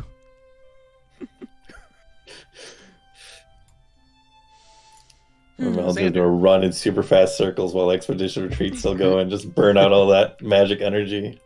That seems healthy. Xander, while you're standing there, the sound of crunching next to you is quite loud. And the Lintakivi is going to look over at you and look down at a handful of pine cones and will hold one out to you. Sorry, I didn't mean to take all of them. Would you like one? Sure, Usa. I don't know if Xander's got the constitution to survive that. Yeah. Xander She will hands you a take pine cone. She hands you a pine cone. Takes one bite and ragdolls. I'm already relatively full, though, so please don't waste it on me. It's amazing that this kind of food is just laying around up here. If you think that's amazing, then I think you'll really enjoy the delicacies that the surface has to offer, ones you haven't even begun to imagine yet. Oh, you think so? Like what? Do we have any pizza I think- left? Oh, wait, it's in the cart, right? It's in the cart, yeah. Damn. That pizza's fucked, dude. Oh no. Yeah, we have to go back. We have to go back and pick up more pizza for. It's gonna be fucked Or by the who's that? time. Oh, I still got a whip cake. Or two. I actually have Probably the 4 right left. consistency for her. Maybe you should. I actually have 4 left. Bastion, I know you have really amazing Mhm. constitution and can handle such things, but I really don't want to poison our new friend. Oh, all right. I mean, just as long as you pick the mold off of it, it's not like that bad. It gave me a terrible stomachache when I had the last one. Oh, sorry, bro. You didn't know, I think. Less. This is the part where you say, "Of course not." Yeah, of course not. I didn't know. Right. Yeah. Hmm. Hey, nice fight, Val. It was good. Whipped his ass. Nice.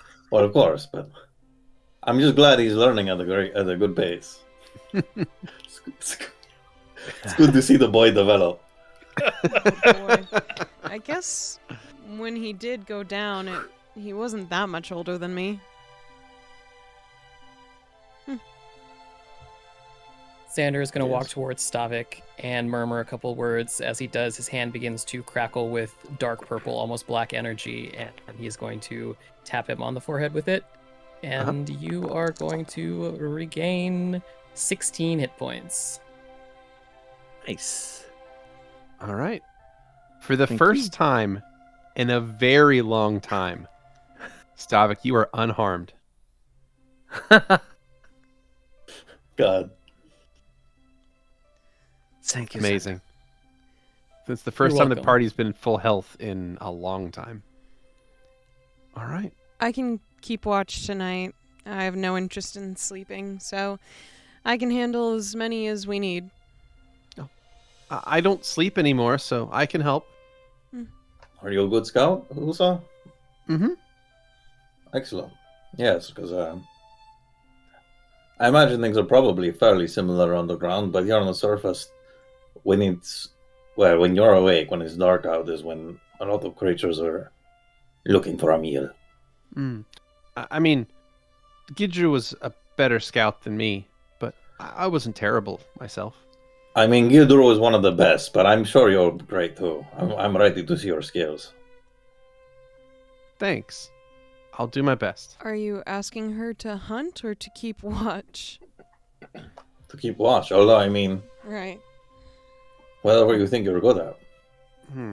I can forge up more of these. She holds up her hand Ooh, full of pine I think keeping watch is probably your specialty, actually. Okay. Yeah. If I see something, I'll gather it while I'm watching everyone, okay?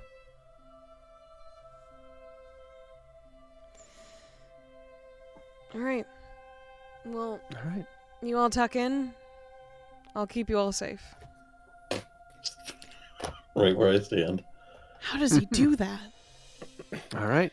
In that case, you guys make camp, which is really just Lie find down. a soft spot on the ground to lie down where there aren't any rocks poking in your back. I feel like Zu'lin has been sitting down next to the wheel of the cart with a lantern on, just reading through his plant book, and it looks like he's just searching for something. Okay. And eventually he'll lie back, turn off the lantern, and fall asleep. Wonderful. Stavik will be sitting crisscross applesauce, writing in his journal, thinking of ways to improve. Wonderful. So the evening presses on, and Xander, Yes. you hear a voice bubble up in the back of your mind. It comes while you were not thinking about it. Your mind is elsewhere, and suddenly a voice appears somewhere in that tempest of a brain of yours. Mm-hmm. Maelstrom of a brain. Hello again, friend. Hello, friend. He's gonna think. Have you had time to consider my proposal? Unfortunately, I have not had as much time as I would like yet. I haven't made a decision. Of course, I'm not here to rush you. I only wished to find out if you had made a decision yet. Not quite, but I will let you know if that changes, friend. Of course. Just do be aware that being delayed for too long can be just as detrimental. Say more. By that, I simply mean that if one is paralyzed with indecision, it can sometimes be worse than making no decision at all. You're right. That is a piece of wisdom that I will make sure to take to heart, friend.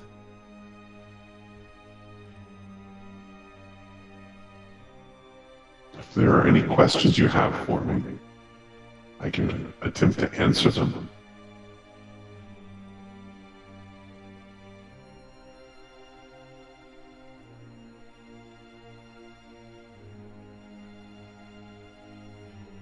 Tell me more about this location that we both seek.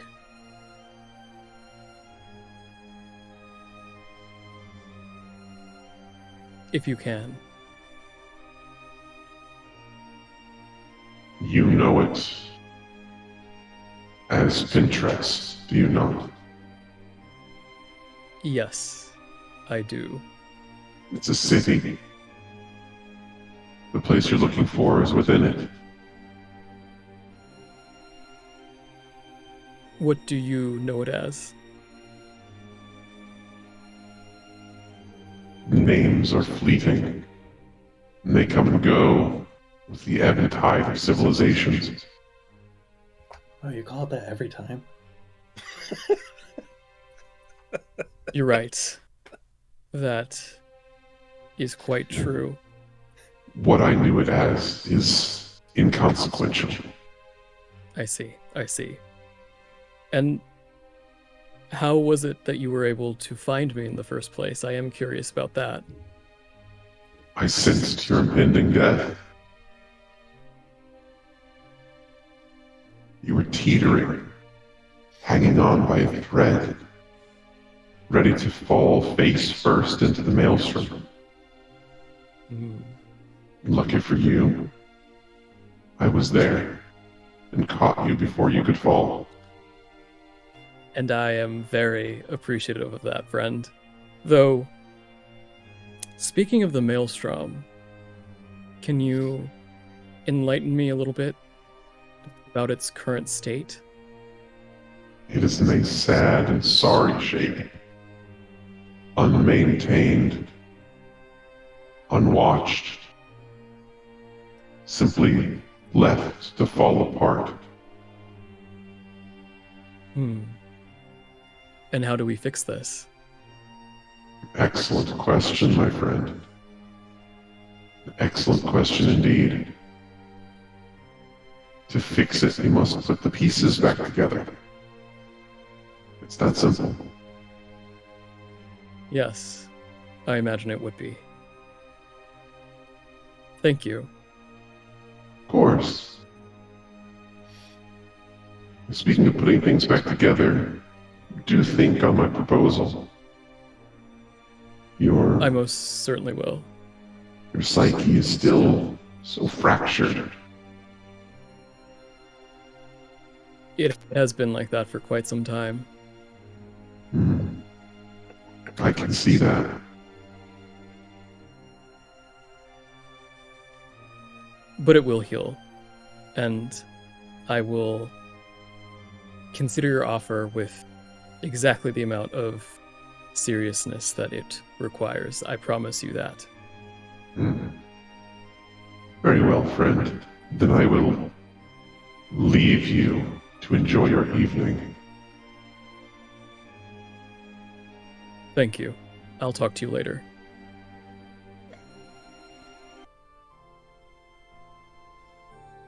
And with that, the voice fades from the back of your mind, and you are once again alone inside your own head. Xander will let out a little sigh and meditate. All right. As you close your eyes and meditate, the only thing you can hear is the sound of crickets, and the punctuating that silence is the crunch of a pine cone every now and then. And as everyone gets a good night's sleep in, that is where we shall take our first break. Hello, checkers and pleasers. We are back. Hello, hello. So, the night is going to pass with little issue. Of course, Husa hasn't really had much chance to do a whole lot on the surface, since it seems like everybody's just constantly camping and sleeping whenever she's awake. So she mostly kind of just walks around the campsite looking for anything. Stavik that we'd hang with. Yeah, and she'll definitely bother them through the night for sure. Oh yes. Asking questions about random things and What's that? foraging What's that? for What's that? yeah. What do you call this? Honestly, What is that Louie called? tries his best to explain it to her with the knowledge that she has not experienced most things. Mm-hmm. So he tries to compare it to what he did see underground, or says, it's just kind of like this. and try his best to explain that it's just a thing up here, and there is no comparison. Mm-hmm. But yeah, mostly the evening goes without much problem, and aside from the sound of Husa's footsteps, as well as the sound of crunching pine cones and other random edible things that she'll forage out through the night, the evening passes with no issue. So we'll go ahead and push time forward to the dawn of April the 22nd, and as the sun comes up, this time given instruction to do so, Husa is going to climb into the cart before the sun comes up. Nice. All right. And the sun comes up as the party wakes up early morning of April the 22nd. Good morning, everyone.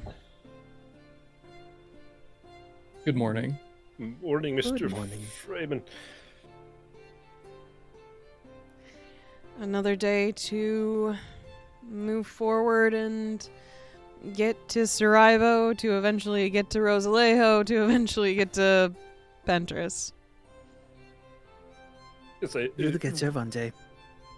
How are your wounds doing, Stavik?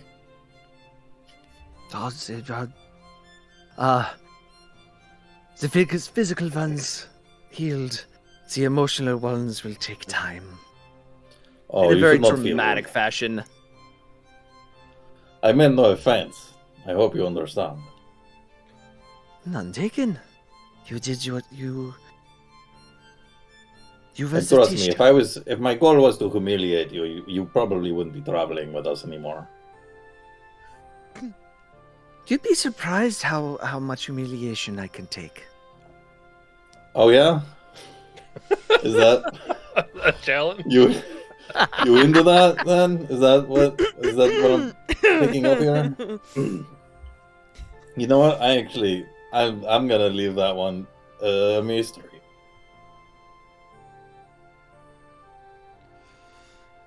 I mean, when disowned. No, that's all right. It's okay. You know, what you and whoever it is that you need to be humiliated by want do between you is between you. You know. Anyway, we should probably get going. We're off. All right. So, gathering up what little things you have, you begin moving along the road towards Sarajevo, and after another day's travel, you will arrive at the outskirts of town that evening. Is there anything you guys wanted to do during the day? Think Stavik would, as we're traveling in, should we try to get them inside the inns, and maybe we talk to what was the barkeeper? We talked to her. Her name's Elena. Set something, Elena. We set something up for her. For so that Usa? they don't. Yeah, I think that is the safest place. I think the safest place we could bring her is not to anyone's attention. Wait, safest place to... Stay for the night, and if they stay, if they are enamored with the area, then I think they would be best to stay there. If they, So you're Our just friend dropping is her trying- off. Correct, they were trying to offload her on the other no, city. I'm not trying to. But if they want to stay there, that would be a very safe place for them to do so. Husa is going to be enamored by everything new that she finds out on the surface. Yeah, I feel like our safest place she could go is with us. Or back Frankly. home. Or back home, yes. But, well, I don't know about that, actually. I don't think that would be safe, really, anymore. I fear for their safety when they are in the stone form. Well, I don't know that that's going away. I think even if she goes back on the ground, that's going to be a thing for her. Not And if that's the case... And not to mention that she'll be an outcast potentially from... Right, No. they might take it really hard. Like birds? Or Yes. what they I say don't know, about do birds. birds I don't think that's smash actually their fully young true. if they turn into stone? Some birds break eggs. Alright, yeah, like those birds. It'd be like that. Okay. In any case, she's not returning without our help, and unless we plan on going back in that direction to deliver her, it seems that she may be stuck with us for some time. So I mean, this if we is- find someone who's... Sorry. It's okay. This is your responsibility, having wanted to kind of be her sponsor up here. You can't just shove her off on someone. You can't just I'm not trying abandon to. her. I'm I mean, not if we trying find someone to. who's like a Lentakivi expert, maybe then we could... They might want to, but... Yeah, unless we find someone who's explicitly, better protectors than we are, and also open to the... I mean... Look at the statue. Outside here on the surface, I'm concerned some people might perceive her appearance rashly. Agreed. Well, we don't know who that would be. We don't want to leave her with someone who pretends to be friendlier than they are. Mm-hmm. Agreed. Why don't you let her then when borrow your she's cape? awake tonight. Oh, go ahead. Why don't you let her borrow your shawl? That is a wonderful idea. He'll take it off, put the cloak on, and have some. Well, we don't exactly have. Does anybody? Can we cobble together some extra clothes for them to wear? She's close, isn't she? She has clothes on. Can you pull the? Not in just- game. Oh, okay. I just trying to remember Yeah, if they had I'll help like. you. Yeah. Describe Okay. it, She got Beardy. sash. Sure. So Husa stands about 6'4", 6'8" if you count her horns. Her skin is a earthy, kind of grayish brown color, and her wings also appear to be kind of a slightly redder shade than her skin. She has sort of dark black hair that's cut short, and her clothing pretty much consists of heavy hide stitched together to form what's basically kind of like a dress. But it's cut off like about halfway between the knee and the waist, and it only goes across one shoulder. It's tied at the waist with a tight belt, but all of it's stone right now. So he'll look to. But do you think they could walk through the town without? We're heroes, according to this town, so I think it'll be fine. Okay. I don't think the qualifier was necessary there. No offense, but she's just another person in this world. I mean, she looks close to like... If we're gonna be this strange about discussing appearances, she's like a Fel and an Oriad put together. What's the issue? Like a Foria. No. Foriad. Foriad, yeah. Again, Agreed. I just fear for their safety. That's all. I mean, maybe correct. Doesn't the shawl make like your whole appearance suddenly kind of vague? No, just the face. But all right, I don't know. I mean, if people are Molly, prejudiced about appearances, then we'll deal with it. We are her we'll just fucking guardians stab on the him. surface. Okay. Maybe not the stabbing part. Yeah, I mean, it depends on how harsh they are about it. Well, avoid stabbing maybe, as best you can, Valentino. Huh? I don't have to remind you, I bring trouble where I go. I am. Trouble Fuck. follows you everywhere you go. Oh, he doesn't follow me, I take it with me. He is trouble. Well, technically, the sword is trouble. One of them is. Yeah, yes. But yes, this I didn't They name both this one. are. I'm just He didn't mean Ignacio.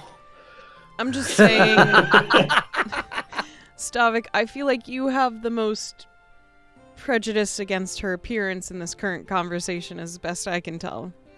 I do not have the prejudice. I'm concerned for other people who might be small-minded and hurt her. Okay. I'm not really worried about when she's awake. I'm just worried about when she's stoned. One I of don't us think will people guard are going her to at be all small-minded times. when she's stoned, though, because they're going to just assume it's a statue. It's just like, you know, You don't want accidents. anything to break, yeah. Yeah. Yes. But I she's mean, stoned she said during she's the a day. hunter. Yes, when we are awake. So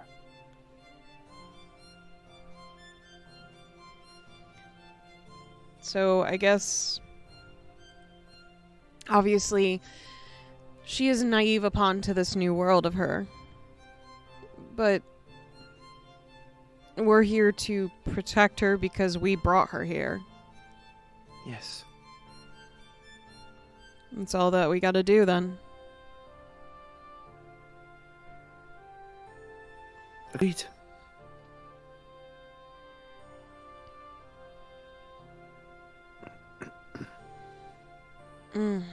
Okay. Any other concerns before we go into town? Zool will shake his Nine. head. Perfect. Not Yeah. particularly. Nothing here. Looking forward to sleeping on a bed again, at least for one night.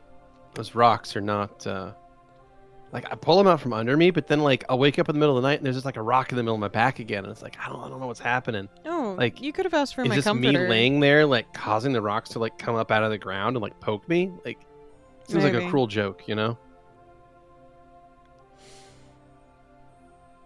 Look, Anyway, I don't really sleep that much, so if you want, you can use my comforter next time.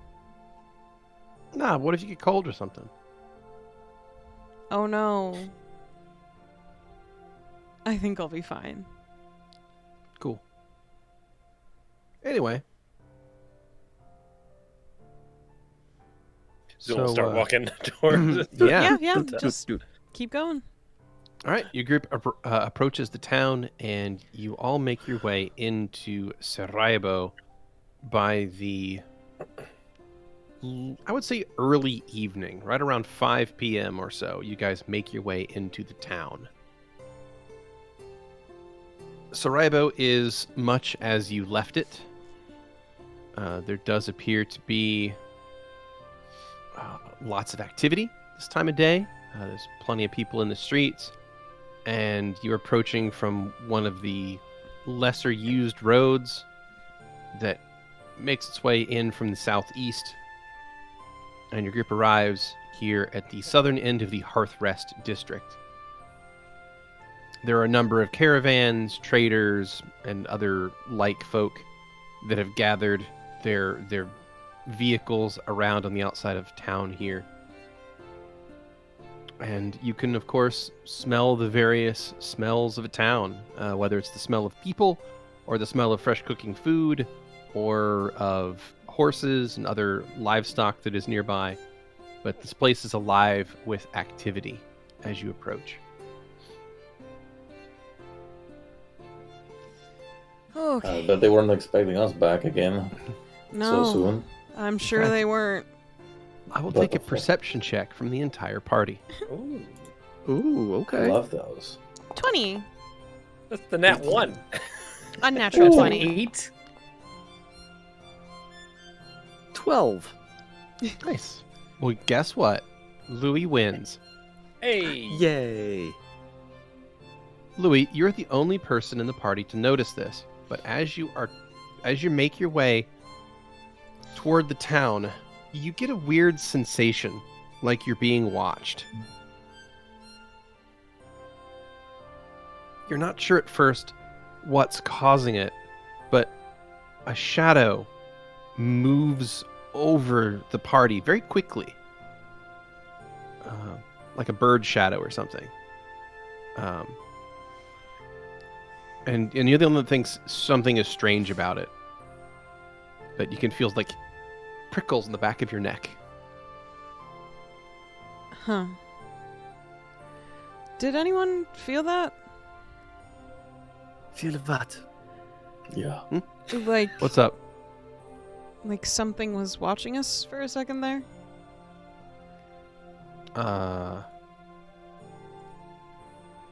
No, just No. me. Cool. Never mind. No, I mean, seems pretty normal. Why? What's up? I just, I saw like a weird shadow go over us, and I just feel like something's close. Oh, yeah? Yeah. Should we be, like, concerned and shit? I'm not sure yet, but I definitely don't feel good about it. Something is always close. That's Why you must always be on your guard. I am. That being said, I don't want to pry, but how long has it been since you've been able to fully rest, Mr. Freeman? I slept a couple days ago. Actually, for 3 consecutive days, thank you very much, so I have slept plenty. More than our entire journey. Or the rest of it, rather. I have slept Just- plenty recently. Once again, I do not mean to be rude, but prolonged sessions of not sleeping can create paranoia. Oh. I see. Not to imply that what you saw was not there, of course, but a potential explanation. No, I understand. Thank you for your thoughts. Zoom nod bow. I'll keep an eye out. Thank you. So, where are we going to go first, everybody? Probably the green Okay. fields. Oh, the Yeah. green fields? Oh, yeah. I mean, get a room set up, get some place to, like, rest our heads. Maybe get some food and some drink in us. Oh, my gosh. Mm-hmm. Oh, I'm so excited.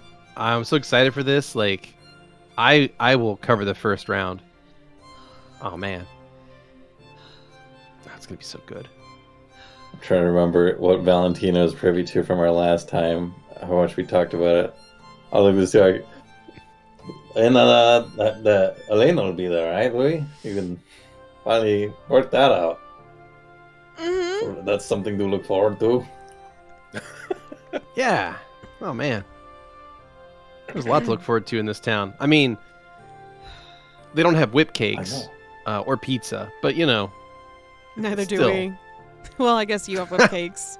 I mean, do you want one? No. I still have 4 I told left. you it hurt my stomach last time. Okay, I just didn't know if you changed your mind or something, because, like, you're pretty good. I understand, but Just got to pick the mold off. I know. I remember. Sorry. You're good. Yeah. So yeah, we just maybe we need to find like some hidden gem of food in this town too. You know, It's a good idea. We should ask around about that. maybe they have like some kind of like pastry dish that we don't know about, or like maybe like some kind of pasta that's like fresh and new. I mean, it's probably like olive based, right? That's their big Maybe thing here. Around here, yeah, it would have to be, right? Olive soaked noodles with herbs, maybe? Yeah, we can ask about it. We can ask Elena. I'm sure she'll know. Yes. And with that, I will take another perception check from the entire party. Oh boy. Nat 20, Dirty 20. 29. 13. That's a 9. Nat 20. That's a 27. Very nice. Dirty 20 for Val. Excellent. Well, this time, Stavik and Louie and Val are all going to notice something. Val, you notice a shadow once again. You didn't notice the first time, but you notice this time a shadow quickly fly across all of you. Like there's something way up in the sky, maybe like a bird wheeling in the air over the town or something. It's not untoward or uncommon. However, Louie and Stavik, the two of you both got nat 20s, and you're going to notice something else, and that is that this shadow is pretty big for a bird, and you kind of glance up instinctively and can see that it is in fact not quite a bird at all. Looking up, you see what appears to be a phoenix harpy. This person has reddish gold wings, feathers, the whole deal. They have around their shoulder is slung what looks like some sort of courier bag that's tightly bound. And the person is wearing like this very sort of tight-fitting top and then like shorts. So very simple clothes. They have goggles that are sort of up at the moment. And they are skimming around the entrance to this town. And you see that this second time around, they were lower to the ground. And they were looking at your group in particular. Harpy. Well, after the discussion we had earlier, just seeing the shadow, Valentino does like a dive roll and points the No! missile up in the air. It's a harpy. They're a harpy. Okay. Potentially We're being spied on by by a harpy. the Duprees, maybe. They're a mail Who carrier. knows? Oh shit, you're right. Hello. You wave, and they're going to wheel around, and they're going to land on the ground nearby. Oh, hello. You wouldn't happen to be the shape searchers? Circle seekers? That's it. The circle seekers. Right. That's right. Yeah. Would you happen to be the circle seekers? We are. Yes, we don't affiliate You with are. the shapeshifters. Oh, that's fantastic. I have a letter for you. And she's going to begin rooting around inside this courier bag. And we'll take out a pretty large-sized letter and hand it over. Wing it to you, if you will. Thank you. Is this paid for, or how much do we owe? What? Oh, no. Sorry. I should have introduced myself. She sort of stands up at attention. My name is Zephia from the Far Feather Freight Company High Speed Courier Division. At your service. No, all of our payment is done by the sender, not the receiver. So there's no Okay. charge. Thank you. Pleasure to meet you, Zevia. Oh, sure. One last thing. And she's going to reach for this thing around her neck and will place it in her mouth. And you realize that it is a small whistle. And she's going to blow in it, but it makes no sound. Uh-oh. Uh-oh. Okay. If I had make my a- rabbit ears, I'd be dying right now. Could I make a knowledge check to see if I know what that is? Yeah. I'll take a spellcraft on that. It's only 16. I will do the same. 29? 29. 27. 27, Dang, 29. okay. Louie and Zu'lin, the two of you recognize the item. It appears to be some sort of signal whistle that is tuned to a specific frequency. Based on the arcane runes that are inscribed upon it, you believe that it's probably some sort of message, like an automated message or signaling device that would contact a specific individual with the sound of a whistle, most likely, to let them know that something has happened. Right. Is that something we're supposed to know? Miss? She spits the whistle out. What's that? You said there was like one last thing, and then you did that. I didn't know if that was relevant to us or not. Oh, I think so. It was part of the instructions for when I found the shape searchers. Circle seekers. Right. The circle seekers.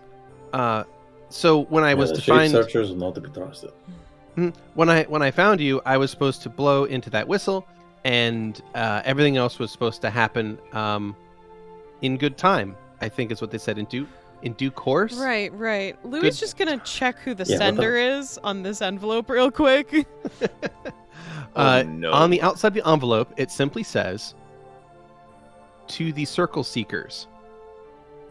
And there's like a seal on it, like a wax seal, that is sealing this letter. Mm-hmm. And you recognize the seal as belonging to House Dupree. Oh no. Good. Okay. We should What probably does the letter say? open this up in private. Probably, yeah. We should probably open this up in private. Yeah. Not in the middle of town. Everyone savvy with that? Okay. Yeah. Cool. There is a thunder crack. Oh. A loud, ripping noise as reality is split. And before you, here maybe 20 feet away, 3 individuals are going to come into being as a teleport spell finishes right near you. 2 of the people are dressed in House Dupree servants' clothes, the kind of people you've seen many times in the employ of the Duprees. The last one appears to be an elf with like whitish, like kind of white hair, long pointy ears, a single feather stuck in their hair. They're wearing like half spectacles, and they're wearing very simple like wizard's robes that are like gold and green. Oh, we've got a busy evening already. This wizard will, as soon as the spell finishes and appears, they're going to step out of the way, and these 2 servants are going to approach the group of you, holding between them a chest. And they're going to set it down right there in the middle of the street. Yes. If that's all, I do have a timetable to keep, so if we could get a move on, thank you. Alright, I think we should read the letter right now. Yeah, okay. The elf was saying that to the servants, by the way. Mm-hmm. Louie will Or the 2 servants, like they'll give you both, or the 2 of them rather, will give your group a quick bow, and then walk back over, leaving this chest right next to you on the ground. And they walk Xander back will wave over to the goodbye. wizard. The wizard like looks both ways and then says, just nice seeing all of you, whatever. And then we'll cast teleport, and the 3 of them will vanish again into thin air as a rift pulls them away. I must fit right in with those people. Yeah, we're definitely opening this all up in privacy. Oh, wow. They didn't say there was going to be magic spells. Oh, it's more fun when there's a surprise. I guess so. Huh. What do you suppose is in the box? Don't know. You're right. It's none of my business anyway. Well, I hope you have safe travels then in the coming days. Sure. Yep. Yep. She blinks a few times. You got more deliveries today, or are you? Are you Oh, done for lots the more. day? Yeah. Yeah. Oh, okay. Well, good luck. Busy day. Busy day. Mm-hmm. Blinks a few more times. Well, All right. we're just gonna grab our stuff then. Well, Tim's gonna try and leans carry to- this chest. very He's gonna heavy. lean over to Valentino. Do you think we should tip them? I think that's customary, right? I already asked about it. No, they were paid, but I think so. Extra for, I think it's customary. Is it customary? Why are you asking me? Do I look like a harpy to you? No. No. Well, I'm If just. you want a tip, man, go for it. Bastion, can you pick this up? I can't. Oh. I can't actually. Yeah, move all right. that. I Lift got with your it. knees. Lift with your knees. I got it. Oh. So, Bro and Valentino will grab one side of each of these and lift, and it's quite a heavy chest. All right. There we go. There we go. Okay. All right, to the green fields. To the green fields. It was lovely meeting you, miss. Have Oh. Yeah. a great Yeah, day. it's nice meeting you. Good luck on your deliveries. Godspeed and all that. Yeah. No tip, huh? Okay. Louie. And Stavik's got it. Yeah. she'll Yeah, Stavik's she'll got take- it. He was the most worried about it. Stavik will go into his his satchel, and Mhm. he does all he has. I think I don't. What? How do you? You've got money. Oh, Look in your okay. goddamn Yeah. pack. Yeah. Then in that case, he'll take out a gold and give them a gold. You hand one gold coin to the courier. I see that. Wow, I Set can- down my side of the fucking chest. I can over. retire now. I'm gonna give her 10. You know, I remember a time when we gave 10 gold to a street urchin. It was 100. That was Oh, 100. it was gold. 100. It was 100. he's My definitely apologies, dead. but still. Yeah. Definitely did. Look, And he's I've definitely learned my. dead now. I'm not soul. But I'm not still, just that a is a bleeding that's a heart. magnitude of difference. What do you mean, but still? That's the difference between what you tipped and what I tipped just now. Well, not the actual difference because it's not. It's You did fucking 1 90 and Valentino more. did 10. You cheapskate. It's a gold though. It's a a lot. gold. yeah. Well, It's like I a paid her- week's wages. Look, I don't know what the harpies do. They have a She's a phoenix. no. I mean, we might Probably have a Painted. fucking box full of gold right here. All right. So upon being given the 11 gold coins, the courier will take to the sky and fly off.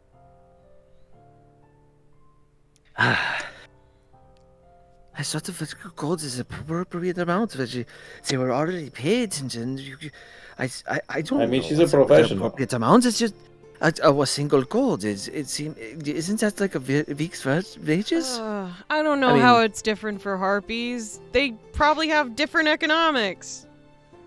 I don't know about that. I just figured that she had to travel from the Saracen Mountains, at least from a starting point. Like I you don't know. consider a single gold piece a week's wage I mean that's. if what you're I like working remember on the when I was- farm. I mean, it was when I was younger, so. Oh, I don't yeah. know How many the years rate ago of was that? Inflation. More than 70. Right. Huh. No, that's not long ago. Let's get this box into the into the green fields, guys. You good, bro? Yeah, my back is just like really been messed up. Bro, I've got please you. let me help. Yeah, okay. He'll drop his I'll side take one. and let's I'll take let one Stavik side. take it. Hmm.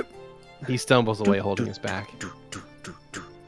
Huh. So, you guys make your way to the green fields.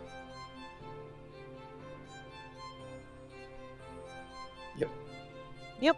There we go. You arrive a short time later in front of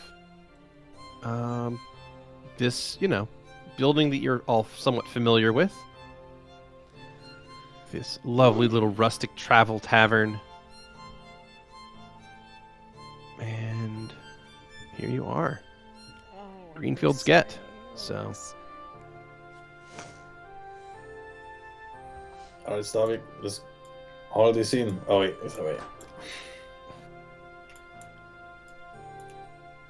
All right, Stavik and Valentino end up getting the large chest there pulled into the building, just sort of scraping it along the ground, getting it inside, and as your group loads itself into the building, you can see that the Greenfields is just as well populated as it was the last time you were here.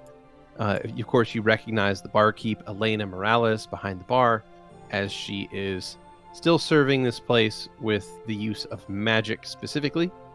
And there is, you would recognize, up on the, behind the bar, sitting on a place of honor, is the Endless Tankard. Good evening, everyone. We're back. So we bring you more stories on our travels. The randoms look over at you, many of them not recognizing you, but Elena certainly does. Welcome back, Val. Who wants to hear about the huge-ass Minotaur? She gives you a big smile and will gesture to the bar. Pull up a Sit seat. down this side.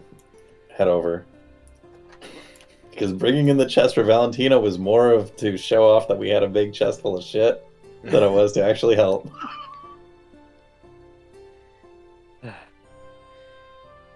You bring the chest to the bar as well, or? I left it with Stavik. Okay, I'll just whatever fucking Stavik leaves it. It's just like if we come in saying that we have stories and people see we have a big ass chest, they're gonna believe the stories regardless of what he says. Pretty much. So Elena will gesture for people to take a seat at the bar, and she begins pouring you guys drinks. What is Xander and Louie up to? Currently, Louie has just got one hand to a wall, and he's just breathing heavily as he's trying to work himself into this. Xander is just watching him.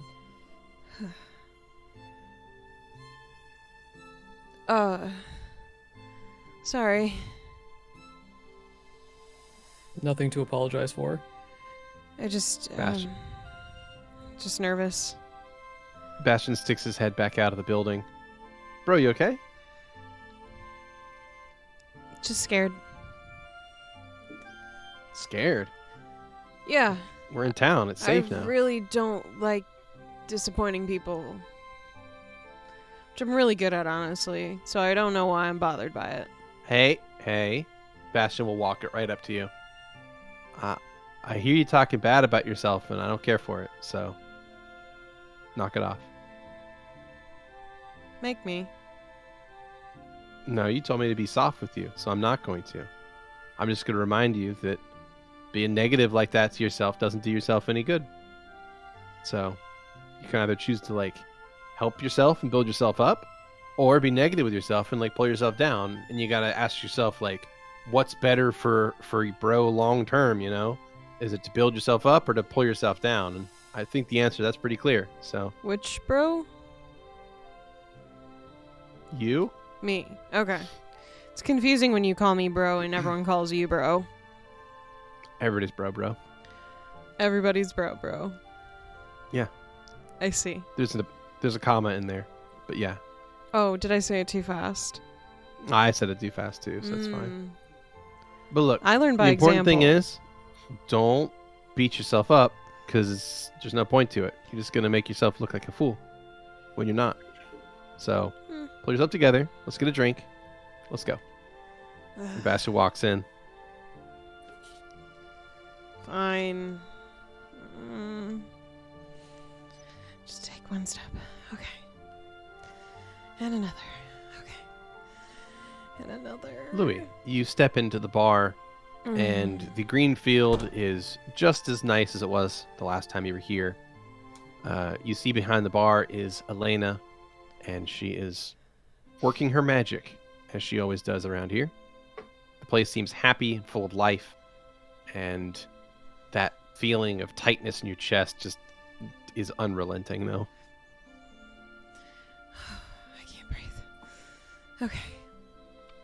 Beside you, Stavik is standing there holding a very large chest. Oh, rooms. Right. Breathe. Hey. Valentino's probably at this point like up on the table telling stories and stuff. Giving a demonstration, talking about the fight with the Minotaur. Elena looks over at Louie as he sits down at the bar. She just gives you a smile but says nothing, and then looks back over to Valentino's story. So that was when the fucker ran away. Knocked me over for like a second, and then or a bastion, I guess. I mean, these guys could tell you. Yeah, they were there. Yeah. And the Minotaur was how big? I mean, probably close to the size of like this place. It was huge, even for a Minotaur. Like wider than these two tables combined? Definitely bigger than the bread basket. I sure hope so. It was terrifying. I should hope so, indeed. And we fought 3? Yeah, there were like 2 more like that. They were Wow. little That smaller. was after that. I guess a little smaller, yeah, sure. Well, either way, it's good to see all of you again. Welcome back to the Greenfields. Likewise. It's good to be in Sarajevo again, even if it was a bit of a misadventure to bring us here. Yeah, I wasn't expecting you all to be back so soon, to be honest. Yeah. Most trips up to Pinterest take a while to come back. We got caught in a storm. Oh, bad weather was that bad? I mean, it is April, so I expected there to be, storms, but I didn't think that bad. Do you mind if we buy some rooms to stay the night? I don't mind at all. I'm not one to shy away from coin. Okay. That being said, is there by any chance any rumors or perhaps stories of people going missing on the northern trek? Not that I've heard, no. No, just us. Interesting. There's no matter, of course. How much do I owe you for the rooms? She'll total up. Is it just for one night? We're only staying one night, right? Yeah, unfortunately, we got to keep moving after we in the morning. So One night. Of course. And with that, she'll total up, and I will deduct that amount from your character sheet. Okay. Let's see.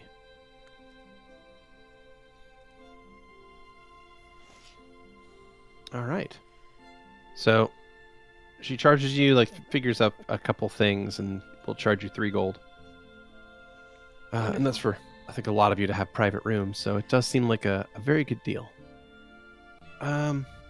Yes. So from that point, she will, have conversations, serve a drink, there's some food available as well. Seems like a pretty reasonable place, all told.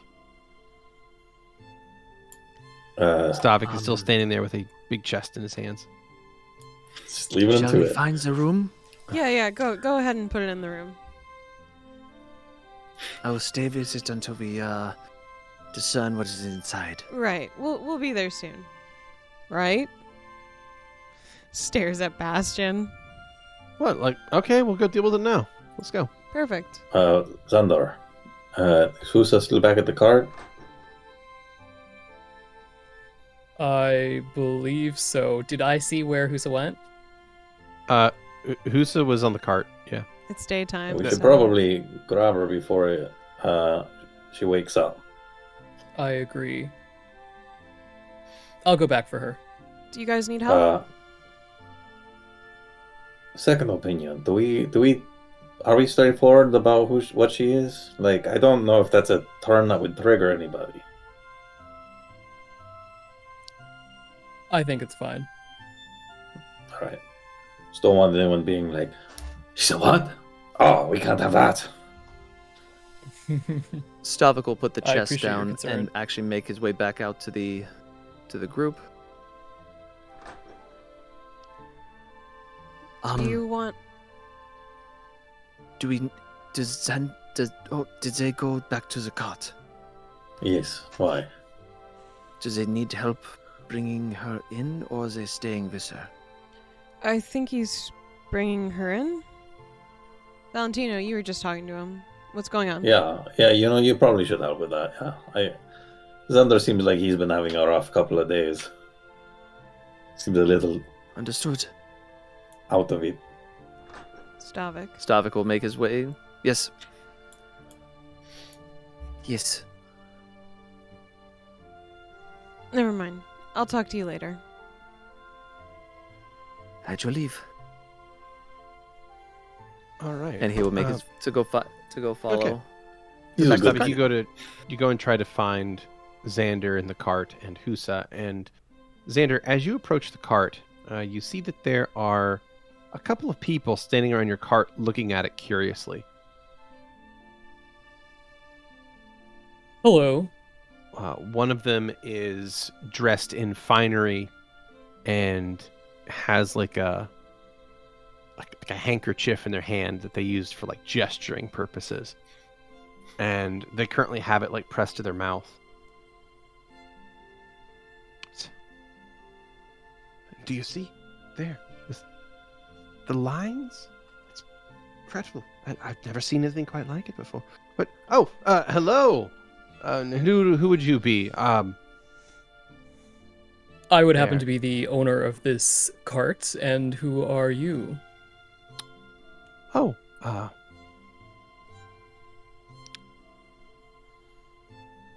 Some call me Dariel. Perhaps. You've heard of me? Have I heard of this individual? I'll take a knowledge local, Okay. if you have it. I do. That is a 19. You have not.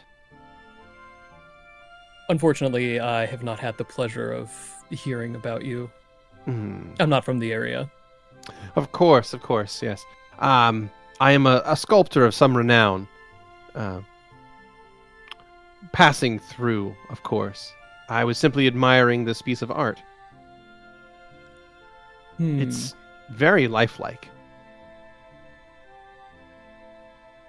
It Do you is. know who carved it? The gods themselves.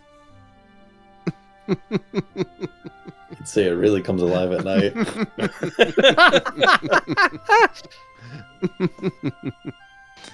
Oh, it's very funny of you. But really though, who carved this piece of work? You'll find that I was quite serious about what I just said. It is not so much a piece of art as it is an individual. Right, I agree with you that it does look very lifelike, but it is also clearly made of stone. I was inquiring as to the sculptor so that I might give them my compliments and perhaps even offer them an apprenticeship. But if you wish to play coy, then I suppose that will be it. No, if you'd like to know the sculptor, I suppose I would point you to the jungles of Koth, where you might find some orcs who could perhaps engage in some trade that would encourage them to call up their god, who cursed said individual, to turn to stone. The story of the Lentakivi. Have you He heard of blinks this? a few times. You have a circuitous manner of speech, sir. But I believe I catch your meaning. You're to tell me that this is, in fact, a petrified creature. Yes, indeed. Disappointing. Well, good day then. And he will turn and begin to leave. I was half expecting Xander to just get the scythe and be like, yeah, I can send you to the sculptor. Tempting. I will look at the statue, make sure that Husa is not injured in any way. That is correct. Okay. And I will just wait for the sun to set. Okay, while you're waiting, Stavik arrives. But a moment later. Xander, are we going to bring her inside? Yes, I was going to wait until the sun set. About how long will that be? Well, it's about 5:30 or so, and it's April, so sundown's probably not going to be till like 7-ish, 7:30-ish. So you've got a couple hours, probably. 2 to 2.5 hours. I do believe that is a bit of a long time to wait, but if you think it's better to we wait instead of bringing her inside.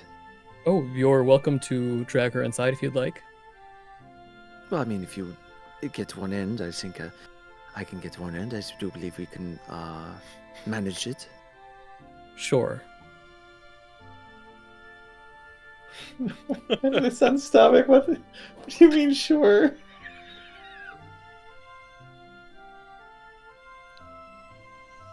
Okay. So we bring So- her in. Between the two of you, you begin to drag Husa and make your way slowly back toward the entrance to the green fields. Takes a little bit of time, but by the time you get all of that done, it's about 6 p.m. and you arrive back at the entrance to the building. So, real quick question. Would I know if shops are open currently? Yes, shops are open. Yes. Do I know when they close? They would close a little around dusk, probably. So you maybe got another hour or so. Yeah, because I know Zu'lin's currently waiting for the chest to be open. Mm-hmm. All right. Correct. Do we open the chest within an hour? Would you like to? You can crack that. Yeah, I mean, You once can we crack got that Husa sumbitch open back right at now if the- you wanted to. Once we're all in place, then I figure we'll read the letter and open up the chest. Yeah, but that's like an hour of waiting. So if not, Zu'lin is going to leave the premises if they're bringing people in. Yeah. Yeah. Okay. So Zu'lin, you would leave the premises at what, like 5:30 or so? Probably as soon as we went. So that'd be about 5 o'clock. I think we Oh, so 5. Okay. had that's first got fine. into the room. Yeah, that's fine. So Zu'lin So- will be trekking out to the marketplace. You got it. Okay. You head out to the marketplace and you make it there with no issue. What you wanting to buy? Zu'lin's looking for some supplies. So one thing is what I messaged you about previously. Correct. He's also going to buy some just basic flasks and stuff to make a little bit more complicated concoctions, as well as he'd like to buy some of the ingredients that he can remember from the Cerula alchemy book for that memory potion. If Okay. any of that is available. Yeah, you can find all those ingredients here. What would you say that would for all those bits and if they're pieces? if they're magic items, half the base cost, or rather half the base price, I should say. So the cost of the item, and then anything else, not too terribly much. I mean, if it's non-magical, it's not terribly expensive. Do those items exist in their book or something, or Oh, sorry. What are you looking for specifically? reagents? Yes. And also just some flasks and Mm-hmm. glassware. So that's going to be... Let's see. That is going to run you... Okay, so if you're replacing, like... Are you replacing, like, the full Alchemist lab that you lost? Nope, he's just okay. getting some basic ones. Okay. Gotcha. But we can figure out the cost later if you want. Yeah, I mean, the full Alchemist lab is like 200 gold, but if you're looking for, like, just some bits and pieces, that's going to be closer to, like, 25 gold. Okay, you got for it. just some basics.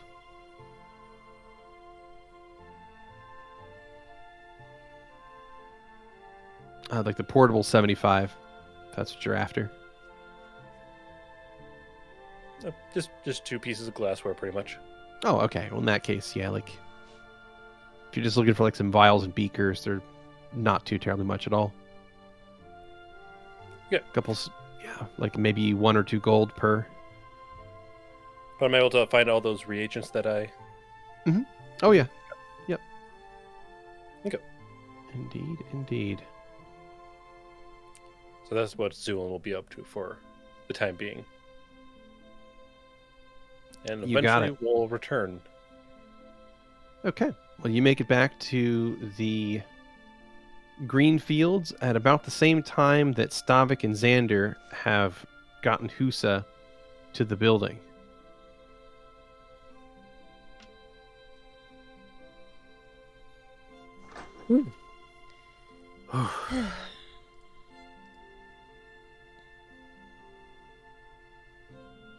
We hath returned. No, Excellent, let's do this. Alright, let's bust this letter open. Where the fuck? Where is everyone? Oh, I think they finally arrived. Hey, we're over here. On my way.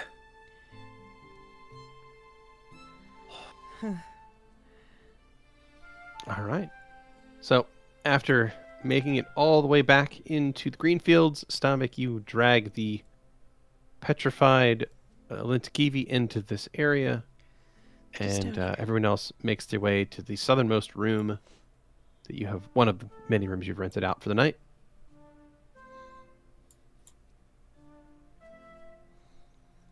And away we go. So, now that everyone's here, we can open this letter and this chest. Anyone want to do the honors of the letter? I figured that was in you. All You're right. the one hanging on to it. Louie will open it up.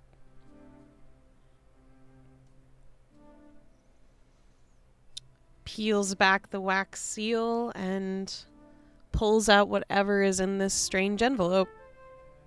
Okay, you pop the wax seal and unfold the letter, and you find that it is written to you from the hand of Raphael Dupree. It signed his name in his hand. Mm-hmm. It's very steady, looping script. And it says, "Dear fellows, I am quite happy to announce that once your group had confronted the killer and moved on, there were no further killings, and therefore we can come to the agreed upon summation that you have succeeded in stopping the murders. As such, the town is in a mood of celebration, and House Dupree is receiving no small amount of accolades in bringing this dark chapter of our city to an end. Of course, you are the primary reason this has taken place, and as agreed upon on our terms, you are to be paid handsomely for your assistance in this matter. A moment after you receive this letter, you should also be receiving a delivery from a hired helper of our household. Please take this delivery and use it in good health. I hope to see you all again someday. Signed, Raphael Dupree. Excellent. All right, let's dig in then. Open her up. Do you think it's whip cakes? I don't think Luciana is known for its whip cakes, Bastion. Maybe it's pizza then. Fuck, if they send us pizza, I'd be so happy. I mean, if they send us money, we can get pizza with the money. That. Yeah, but we'd have to be in Luciana. There are more foods than pizza, Bastion. I guess, but like... We could go We'll to Proto. find a way to recreate the recipe. I think protein pizza is like dry and sad. I mean, how hard gonna be, right? Like, you just make like some bread and you put tomatoes on it and you put some cheese on that and you cook it more. In any case, Yeah, let's see what's in there, huh? Zu'lin also opens up the chest. Yeah. All right, Zu'lin, you reach forward and you pop open the chest.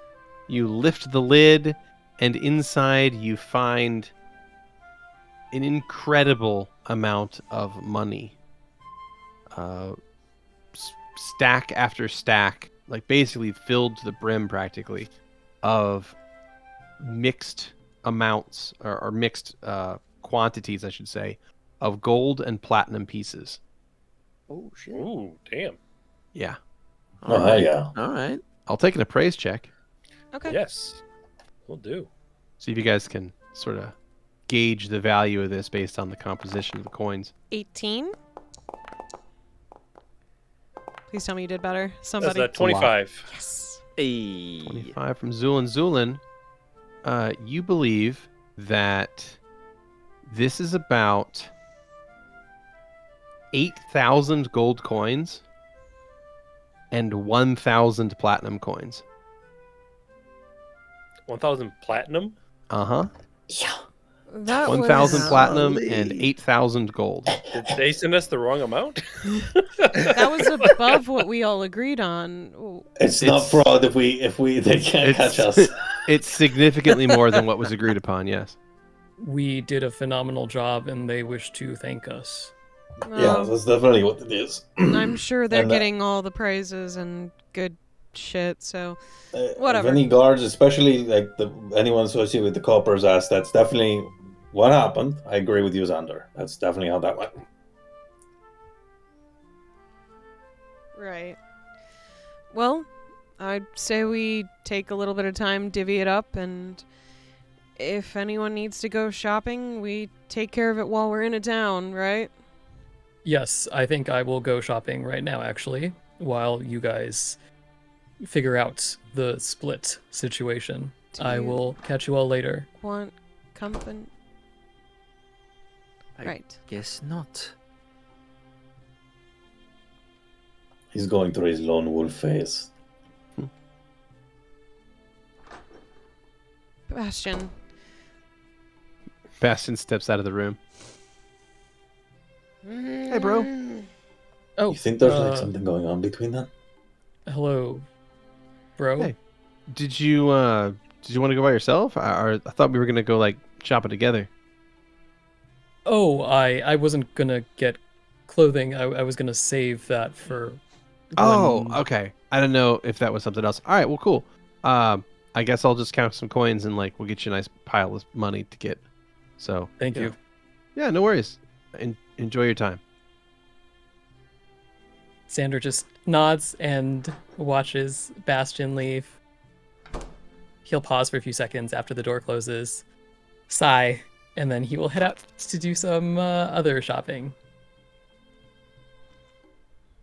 Yeah, no, he was just going to do like other shopping. So it's not the same shopping trip that I was expecting. So Right. we're all good. Of Yeah. course not. So yeah, let's count some money. And Bastion is just gonna like dive both hands into this chest. Scrooge McDuck's into the chest. Practically, yeah. And starts looking through it, just like touching all the platinum coins and just like seemingly being very happy about this moment. Make sure my share is fair. Everybody's share is going to be fair, don't worry. I know. Louie will leave So. the room. So my question is, do you want to leave any amount of money in the party loot? Do you want me to just divvy the 18,000? Or take what was in the party loot plus the 18,000 and then divvy that? I say total it up and divvy it out. Just divvy it out, yeah. All right, total it up, divvy it out. You got it.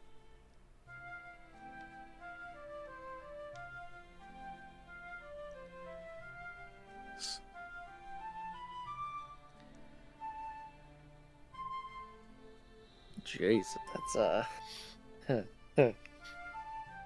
got paid. We got a lot of money right Okay. then. Got some money to play with.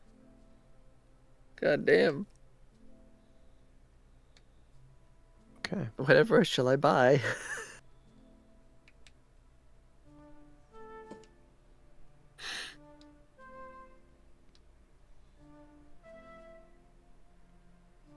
Stavik comes out. He has a Supreme T-shirt. All That's right. it. In a single Supreme sock. Just one. No, not a pair, yeah. From just a the one resale sock. just one. shop. I don't. Yeah, Mhm. guess wait until his next payday for the I'm second sorry. sack. I don't get the reference. It's okay. It'll It's a take too brand, long worry to about it. explain it. Mm-hmm. All right. So the split is going to be 3,320 gold, 5 silver. Okay. There is a Nice. remainder of 2 gold left in the party loot. So 3,320 gold. 3,320 gold, 5 silver.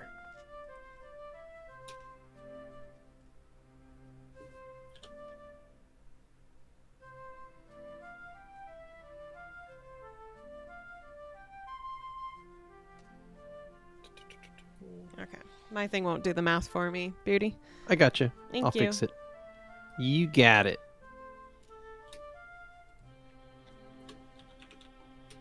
Okay. So yeah, a little bit of time is spent there with people counting up currency and splitting it out, and you all now have a phenomenal amount of cash. Louie, Yep. you head back to the bar. It looks like Sure did. Elena is helping some other patrons, and as you approach and sit down at the bar, she will come over and rest her elbows there in front of you, kind of prop her head on her fists, and say, "That's good to see you again. It's good to see you Honestly- as well. Honestly, you're here a lot sooner than I expected you to be, so Me as that's well. a pleasant surprise."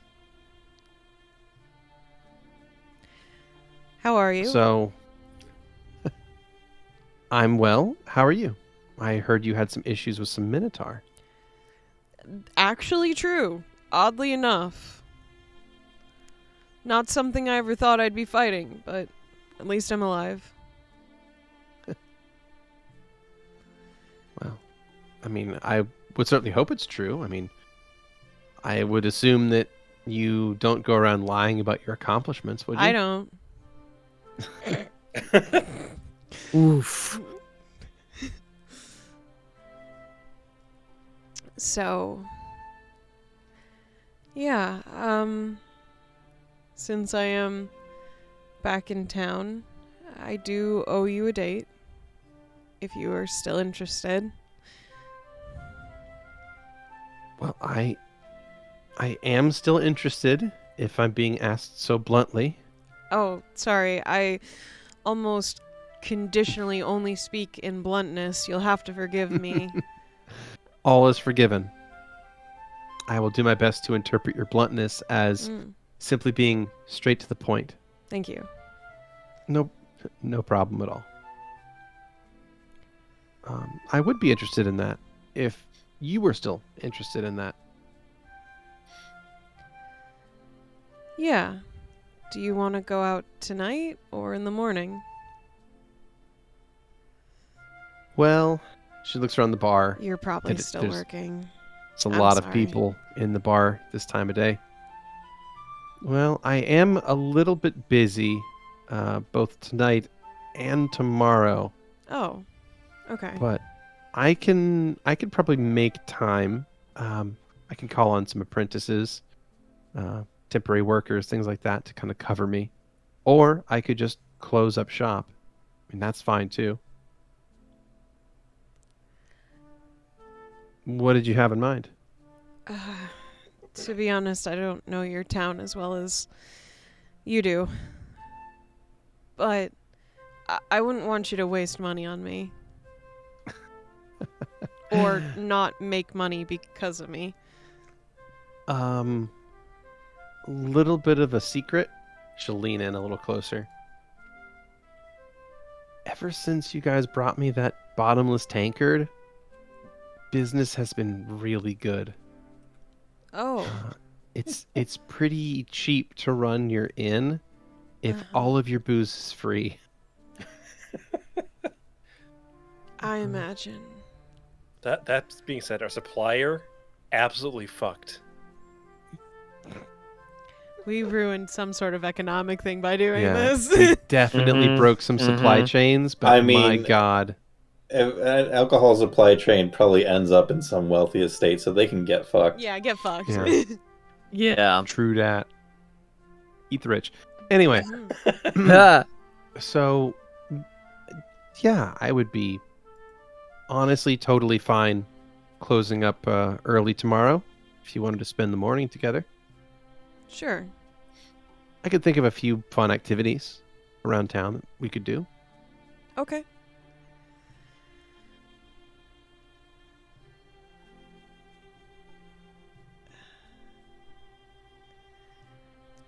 You look less nervous now than you did last time. Do I? That's Yeah. good. I'm glad. Yeah, you kind of had this, how to put it, this kind of like timid mouse vibe going on. Not that there's anything wrong with it. It just, you seem a little bit more sure of yourself now. Well, it's hard to explain, but I'm a bit more comfortable. I go through weird phases where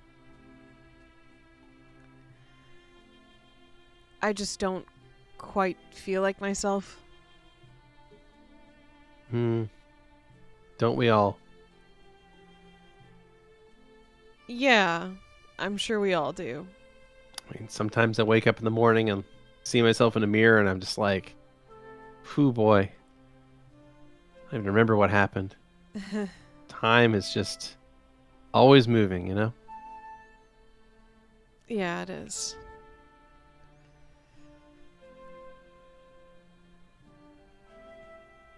Where was that fresh-faced magic school student, you know? All of it just washes out in time, and the next thing you know, you're facing down in your 30s, and she shrugs. Oh, this is getting too real. I mean, I'm almost 30, I guess. In a way, I'm getting there.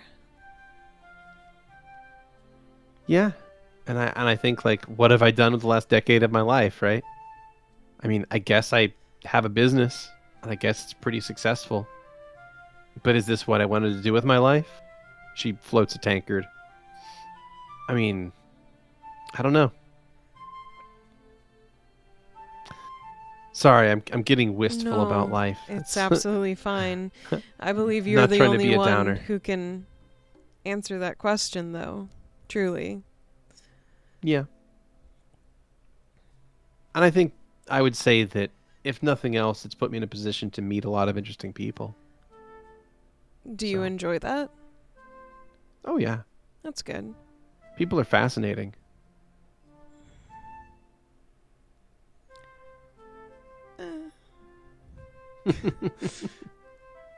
I think some people are, but I don't think everyone is. I think everyone has their own little mental world, and I think that's really interesting. They all have their own little inner light going on inside that makes them unique. I mean, some of them are droll and horrible and violent and stupid and... Violent? Oh, sure. Yeah. There's lots of folks out there that are... Sorry you have to deal with people like that. It's okay. A sleep spell works wonders, so... Mm-hmm. But, yeah, it's fine. I mean, I think that people are interesting, so I enjoy the anthropology of my work. You know? That's good. What about you? What do you mean? Do you enjoy what you do? Do you ever want something else? I mean, I don't know what... And Louie will kind of gesture to the area where the rooms are, where most of his group is. I don't know what this is that I've found myself kind of stumbled into, but it's definitely not what I want. I just wanted to see wonders of the world and maybe find someone along my way.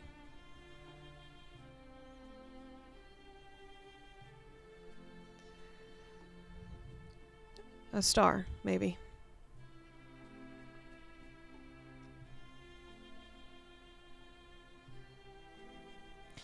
But, nonetheless, I'm sort of in a predicament that I must see through to the end, so this is where I am, even if it's uncomfortable. Okay. But I don't know. I mean, I do hope that if nothing else, you can at least be comfortable. Depends on the day. Well, I hope you're comfortable tomorrow then. Me too.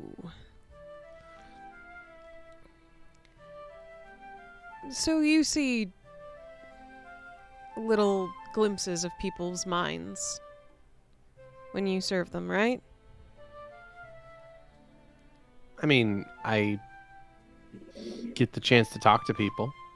Right. I ask them questions, but if you're asking if I peek into their minds with magic, no. That would be really weird and probably illegal. Is that illegal in this town? I mean, I Shit, feel like I've been it's, doing if that nothing everywhere. else. I've just been peeking into everyone's minds. She has like a nice, good-hearted laugh. You need to arrest me now. Oh, damn. It's a bad habit of mine. I didn't realize that I'm a you were a criminal. rogue Yeah. wizard, and that all of this was your crime spree. Yep. Well, I guess it's my duty to put you under citizen's arrest then. Yeah. Too bad. She'll chuckle and she'll float the endless tank. Well, and she'll have to actually pick that one up because she can't actually mage hand that one. So she walks over and she picks up the endless tankard and will set it down in front of you. What's this? Other It's than the whatever object, I'm fully aware of what the object does. It's whatever you want it to be. You know With- that. You were the one that delivered it here. I just didn't know how much I owed you. She's going to lean in and say, you don't owe me anything. Right. Okay? We're square. Whiskey it So. is then. All you have to do is pick it up and think. Louie will pick it up. Imagine whiskey in it. The tankard fills itself. I don't think I should probably drink out of this device. I mean, if you don't want to. And she'll set a fresh tankard in front of you if you want to pour it into another vessel. Oh god, a tankard. Let's go! Yeah, he'll just pour a bunch of whiskey and politely hand it back to her. All right. She'll take it and set it back up on the shelf. Louie will proceed to drink for the evening. Wonderful. You need to use the magic tankard to fill the other tankard, then use the magic to fill up the original one and double fist it. Oh god. That's how I think to it do it remains right there. full at all times. Well, the one will. You can empty the other one at least. Yeah. Oh You're my just God. like... Yeah, I don't think Louie's much of a chugger. So, Double fisting whiskey is a great way to burn your fucking trachea. I will take a couple of fortitude saves from Louie. Sir.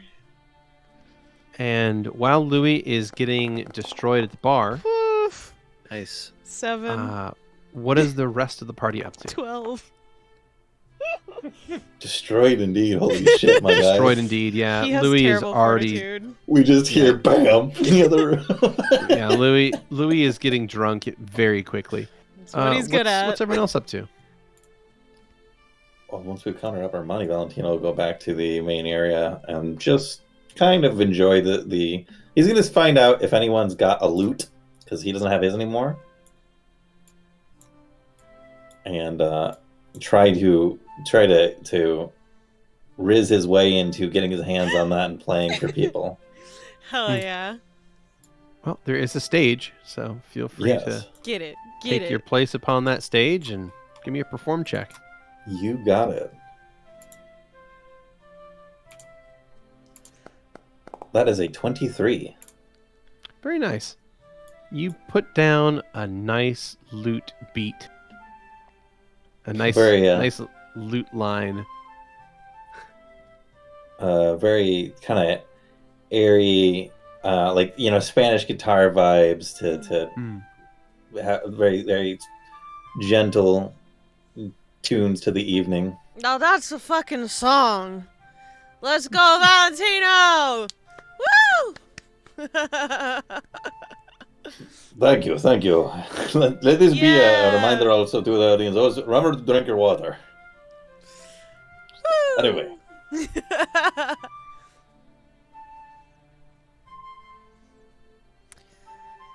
Anyone else? Time. Yeah, anyone else have anything that they would like to do?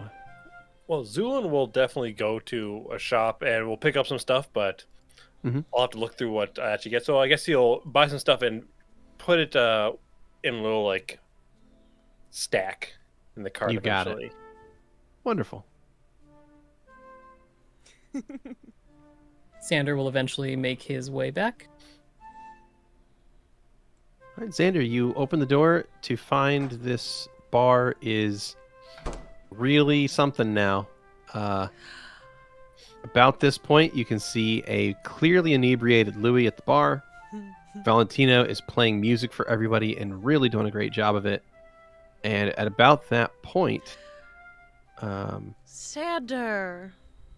Lintakivi's going to pop out of its petrification. Oh. Hello, Louie. I missed you. I missed you as well. Elena gives you a wave. Xander will wave back. Care for a drink? I think I'll pass, but please feel free to enjoy yourself if you'd like to take a sip on the job. Oh, are you sure? Like, we have, if it's an issue of alcohol, we have options that are not. Could I interest you in a Kothian hot cocoa? Oh, they're spicy. Sure, why not? Louie just pats the seat next to him. She'll pick up the tankard and think for a moment, and what's going to happen is this dark brown, almost black liquid is going to appear inside the tankard. And it's sort of swirling inside. It has this very rich aroma that comes off of it. It's sort of like this mix of spices and cinnamons and all sorts of things. And appearing out of, like, almost in reverse, this dollop of whipped cream is going to, like, erupt out of the center of it and top the entire tankard.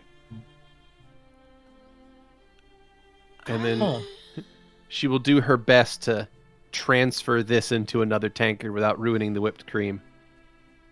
And then we'll set it in front of you. It does non-alcohol now? Mm-hmm. I had to tweak it. It's crazy. I appreciate it, he's going to say, and he's going to take a sip. It is spicy. But it's also very hot. It's very hot and spicy.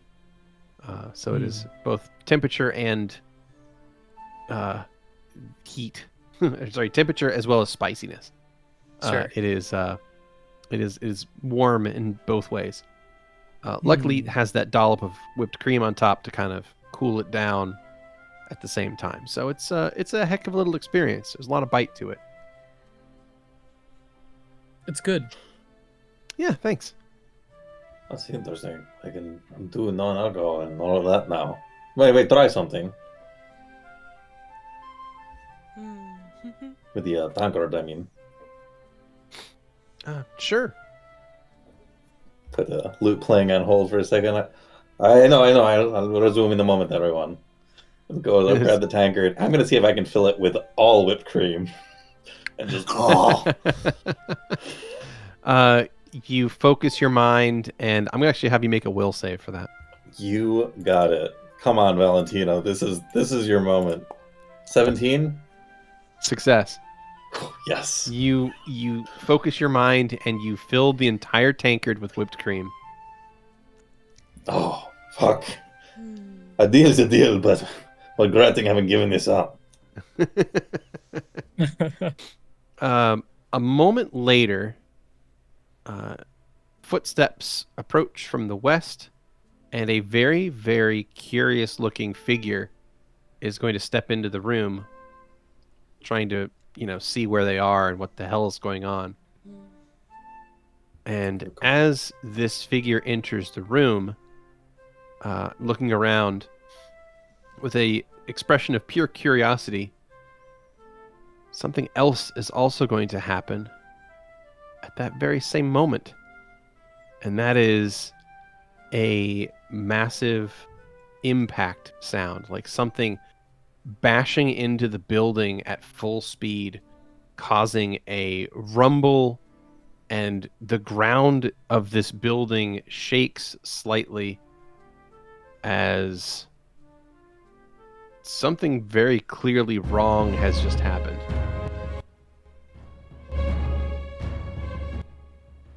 Something very clearly wrong has just taken place, and the building shakes. You hear the sound of glass shattering somewhere, and Elena looks around confused as to what just took place.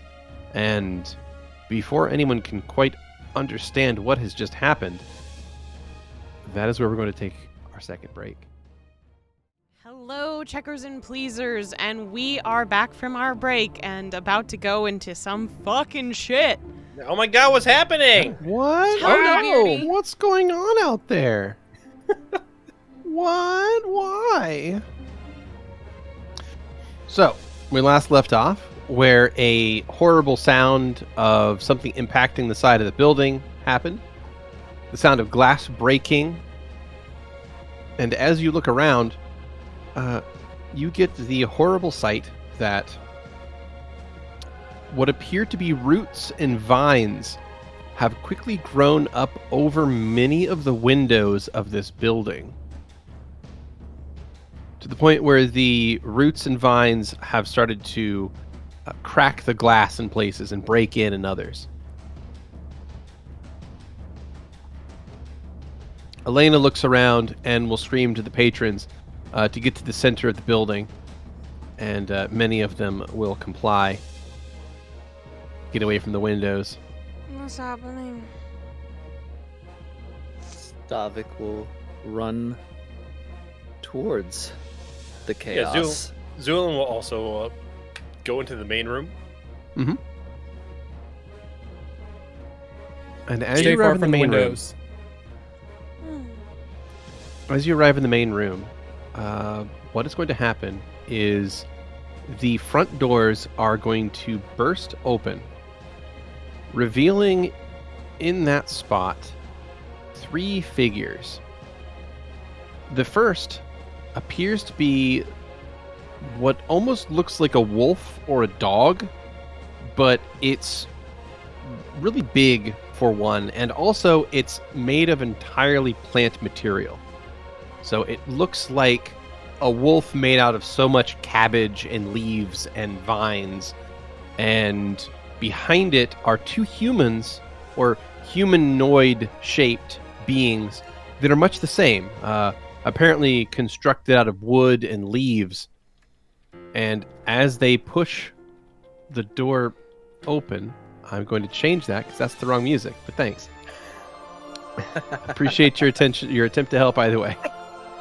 And the beings are going to push their way into the area, and I will take an initiative roll from the party. Oh, cool. One moment as Are I we get supposed you to guys- see them? We're getting there. Okay, cool. Just checking. Oh, good. Just checking because I care. Share because you care. Fuck, I got a 1. I mean, I did pretty well. I'm not going to say anything about how I rolled until after they roll, but I'm happy with it. Yeah, you got them. Stavik, 22. Hey, nice. What kind of gremlin Wonderful. voice did you just use? Don't worry about it. Okay. Is that me? What are you talking about? Why don't sound like that?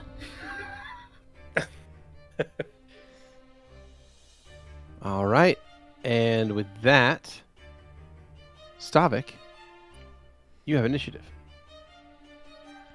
Wonderful. Okay.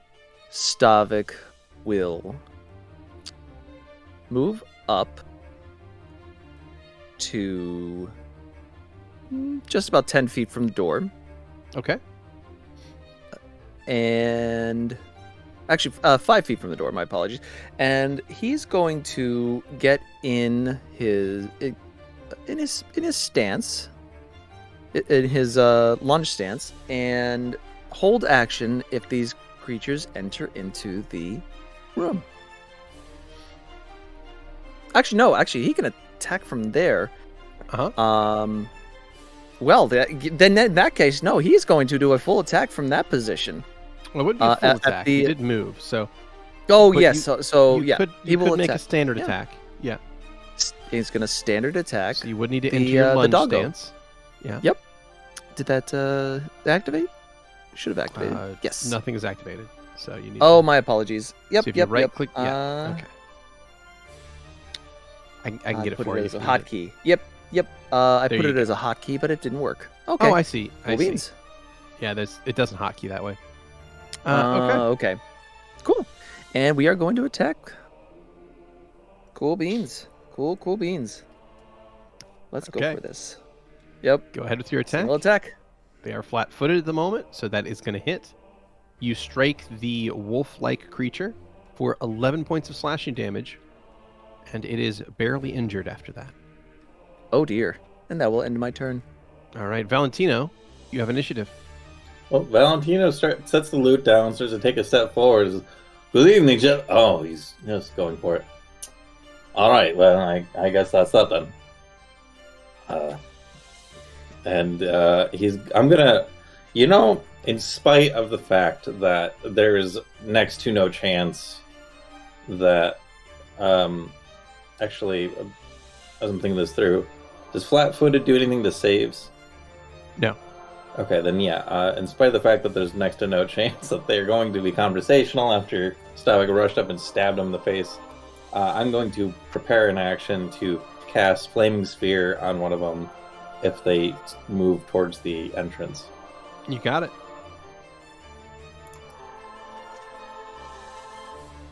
All right. I mean, From they the blew north. a hole in the side of the building. Yeah, it appears they do appear to be attacking the green fields.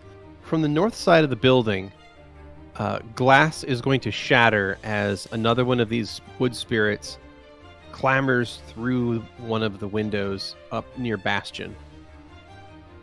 And that is its turn. Elena is up. She's going to quickly reach a hand out and help duck Louie's head down to get him out of the way. And with her other hand, she is going to cast a magic missile. Nice.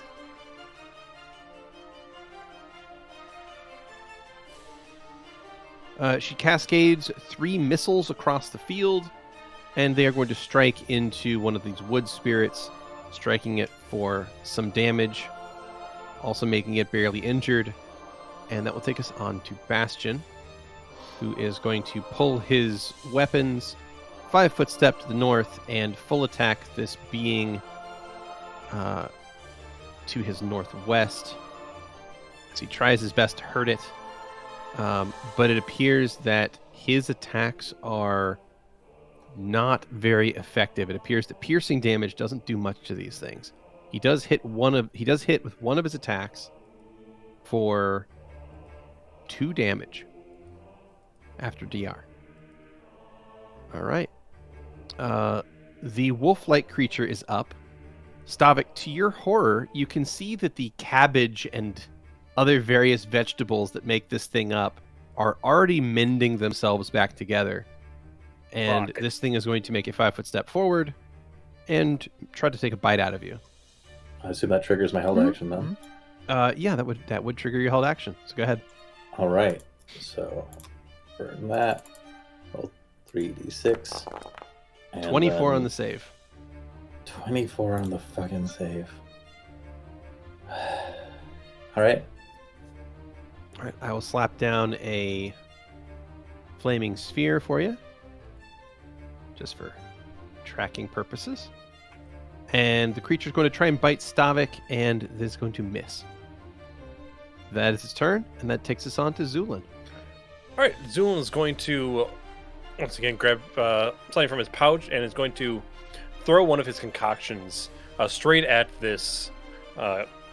What is this? Some kind of like treant-looking. Yeah, some Plant kind of creature. treant-looking motherfucker. Yeah. Yes, so the one that basically burst from the back of the building. He's going to throw one right at its center of mass. Wonderful. All right, there we go. All right. One standard-ass firebomb. All right, it's going to be 24.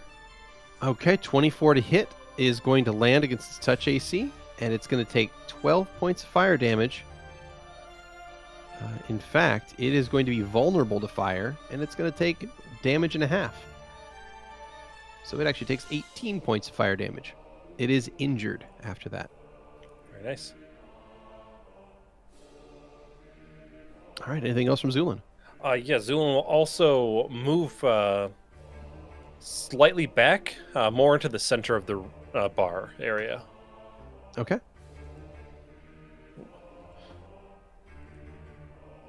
Xander, you were there at the bar with Louie and Elena. You see that Stavik is locked into melee combat with some sort of plant-like wolf.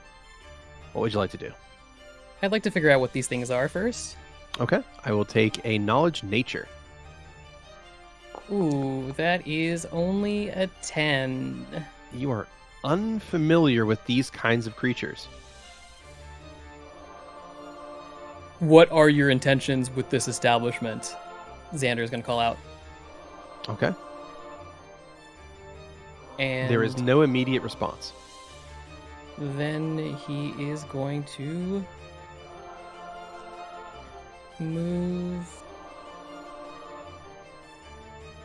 down here and prepare to cast a spell if these guys come past Stavik, if they break the wall.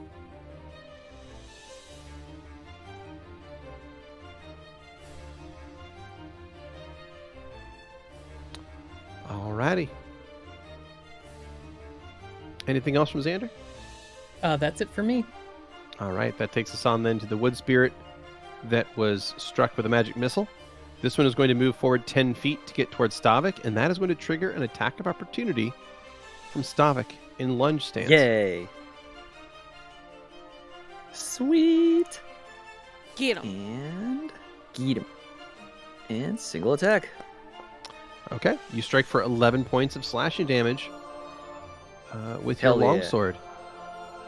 It moves forward, and it is going to try to attack you with a slam attack, and it is going to hit you for 8 points of bludgeoning damage, which bypasses your DR.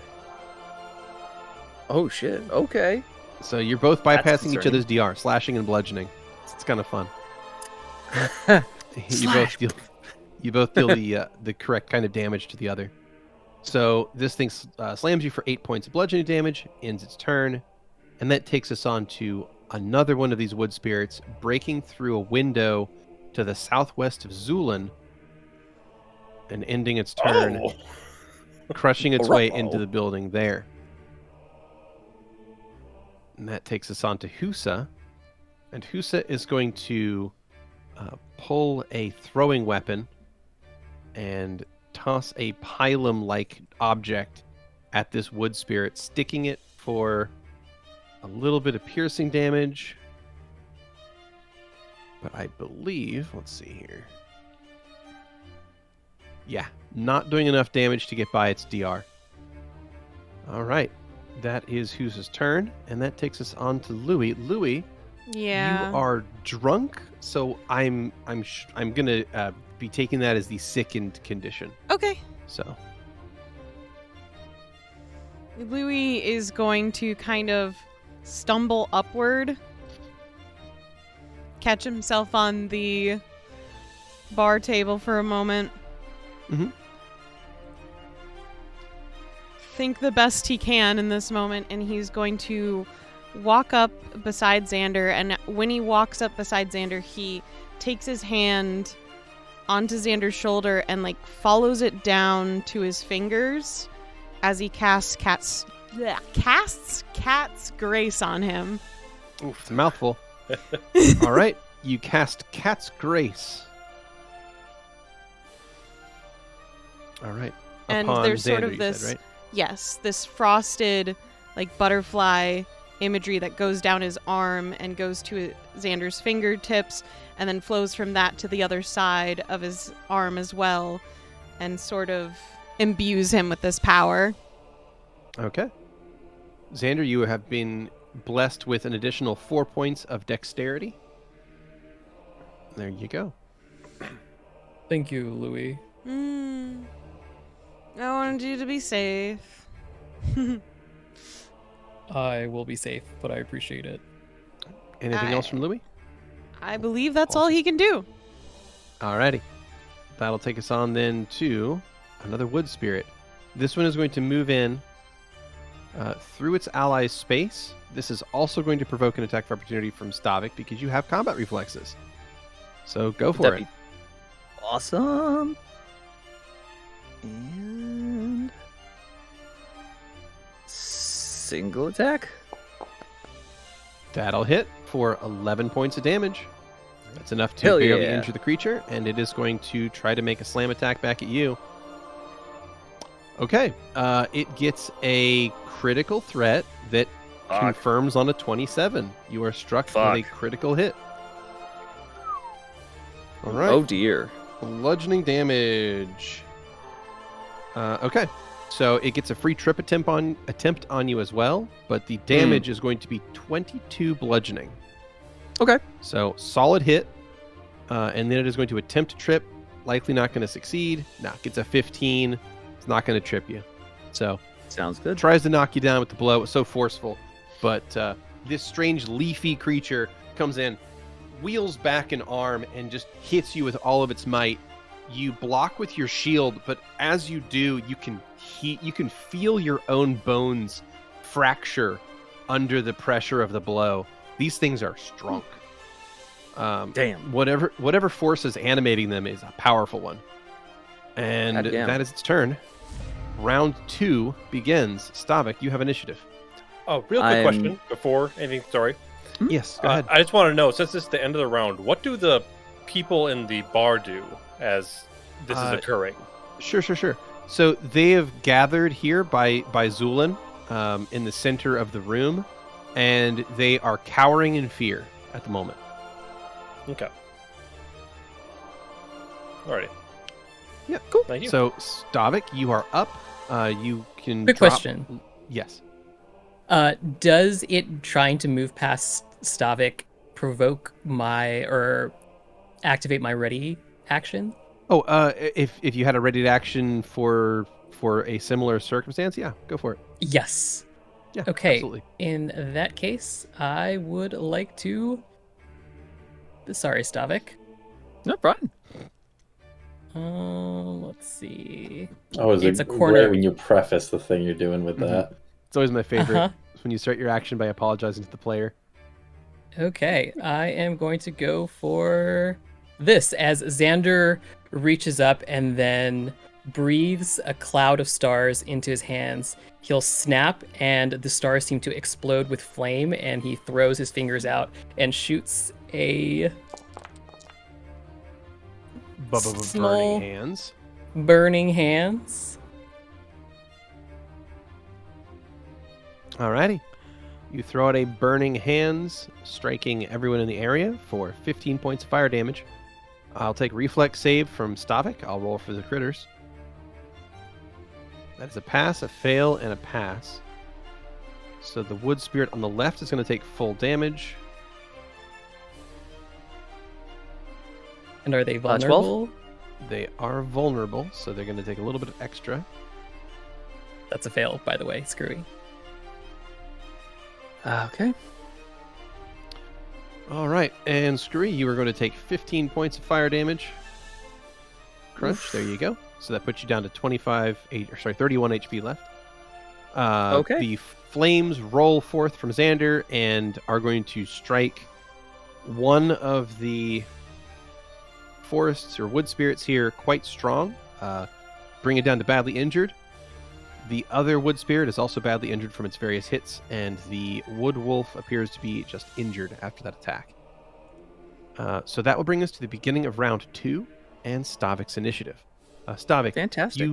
you no longer need to be in lunge stance, so you Yep. can feel free to switch back to standard Correct. and get your AC back. So, yes, I shall. So the question I have, I'd like to, I would use my longsword. Mhm. I'd like to cleave. I believe I have cleave. Yes, you do. Yes, I do have cleave. Yeah. Okay. Can I attack both the correct me. I cleave. If it hits, I can also then do another attack to the. If you kill them, I believe. To an adjacent Only if I target, kill them. No. Okay. No, it's only if you No, kill no, them? Okay. it's not. That's a 3/5 thing. So Uh, cleave and Pathfinder functions differently. Okay. So cleave just lets you hit 2 targets with the same, so you make a cleave attack. If it hits, you get a second attack on an adjacent target. Nice. If you have great cleave, then you can keep that chain going until you run out of targets.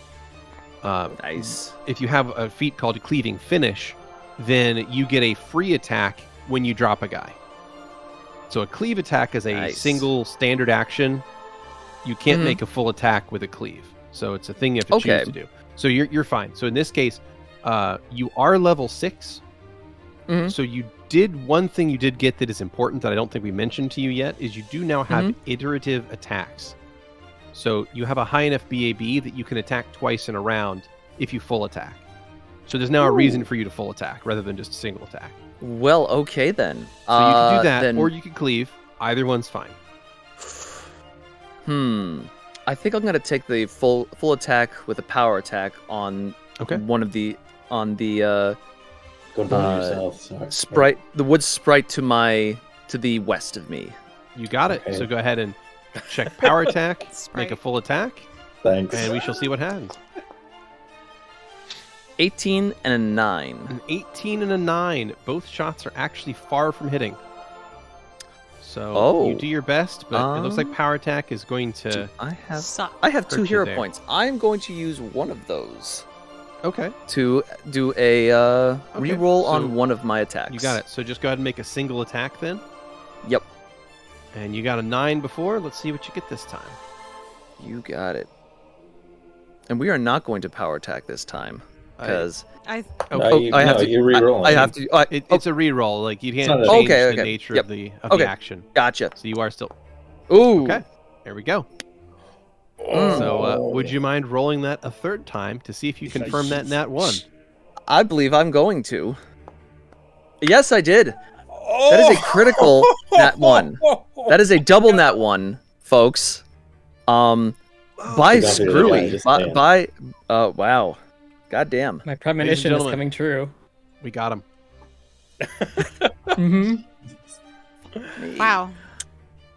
All right. so we Oh, have that's- ourselves what was a 9, which was an 18 after your bonus, has now become a nat 1, confirming nat 1. So you have landed yourself in the hottest of hot waters.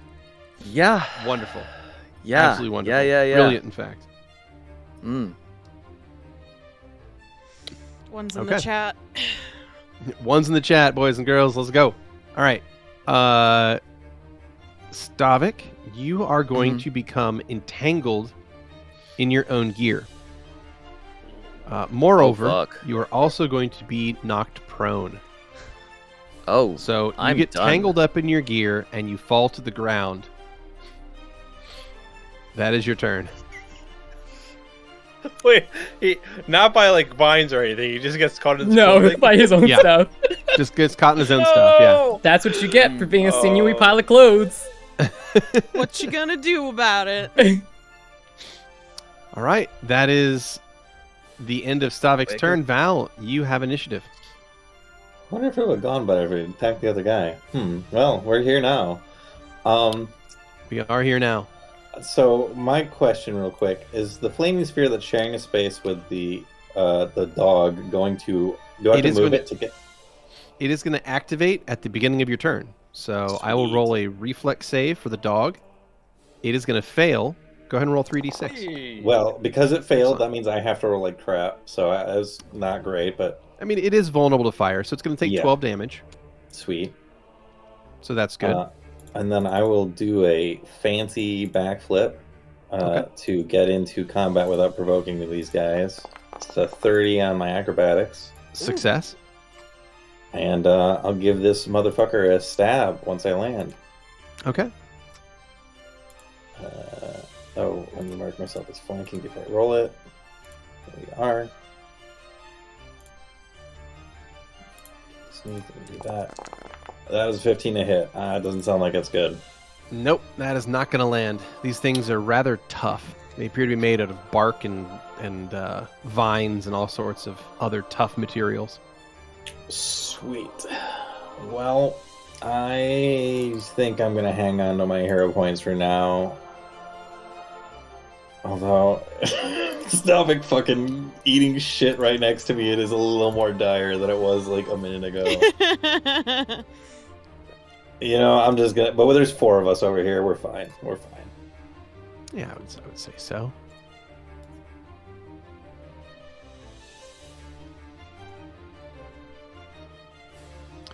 Alrighty. That takes us on to a wood spirit. This is the one up by Bastion.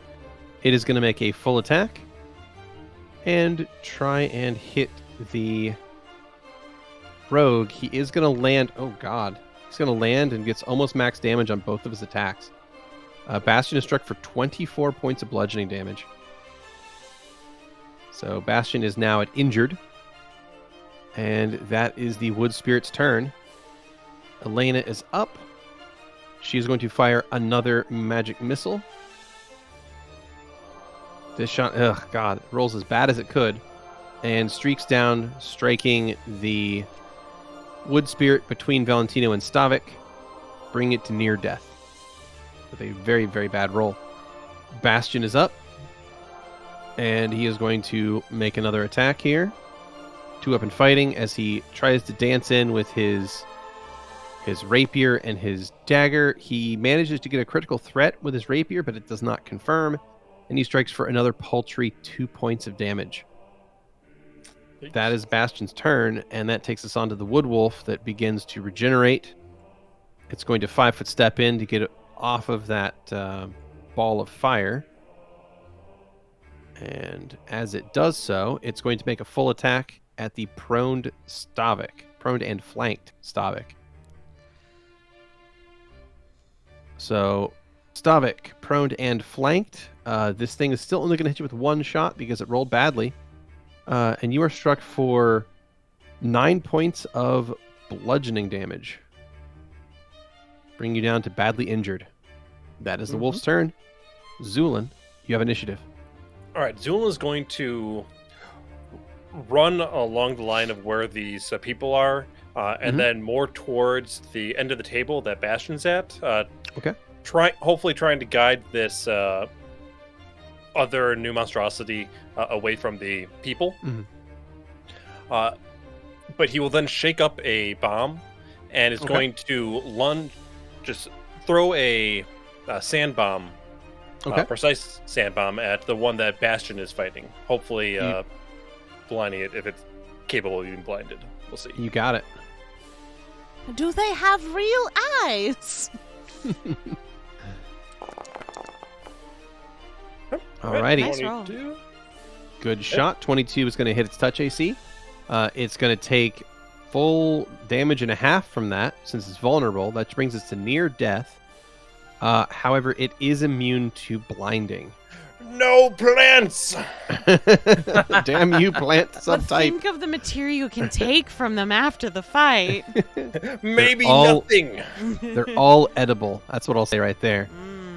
You ever want to have the best salad of your life? Right there. So you're telling us we fight the plants by eating them? You could, but I will say this about them is that imagine that the juices that flow in their body is basically like Italian dressing.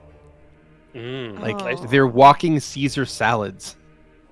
Is All this right. supposed to deter or is this good? I don't Oh, this should understand. entice. I Oh, want to okay. eat them. Anyway, And they regenerate. I was hoping it was like maple Yeah. syrup, One but does. So infinite salad. infinite Yeah. salad. You We're found gonna it. feed You found the these infinite people salad glitch. too. We'll capture the dog and then she can we'll give it to Lena. She can have infinite booze and infinite salad to I was gonna serve. say, now we just have to find infinite cows for infinite burgers, and she's Yep. set Oh, for fuck like yeah, really. Oh yeah, And absolutely. she's still not going to be happy. She seems happy to me. Yikes. All right, that will take us on to Zu'lin's move action. Oh, you already used it. I'm sorry. Yes, I already that will take us on then to Xander. Xander is going to look at Louie and then to Stavik and then say, "So, Louie, should I move him out of the way or repeat what I just did?"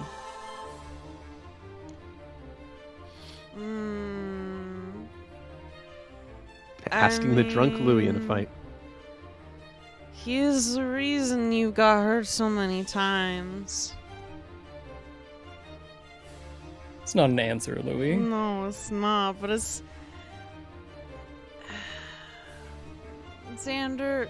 And Louie's gonna reach forward limply with one hand, but at least with the other, and just kind of like attempt to take Xander's face in his hands. You're a Okay. better person than me. I don't want you to be like me. Understood, Louie. Stavik, it's time to get out of the way. And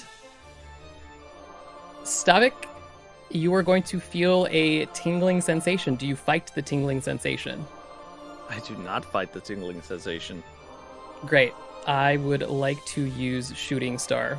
Xander is going to snap his fingers, and as he does, the ground underneath Stavik is going to open up into a massive black void as Stavik's entire body becomes starlight that falls into the hole. It then closes around him, and then let me just measure something out. There we go.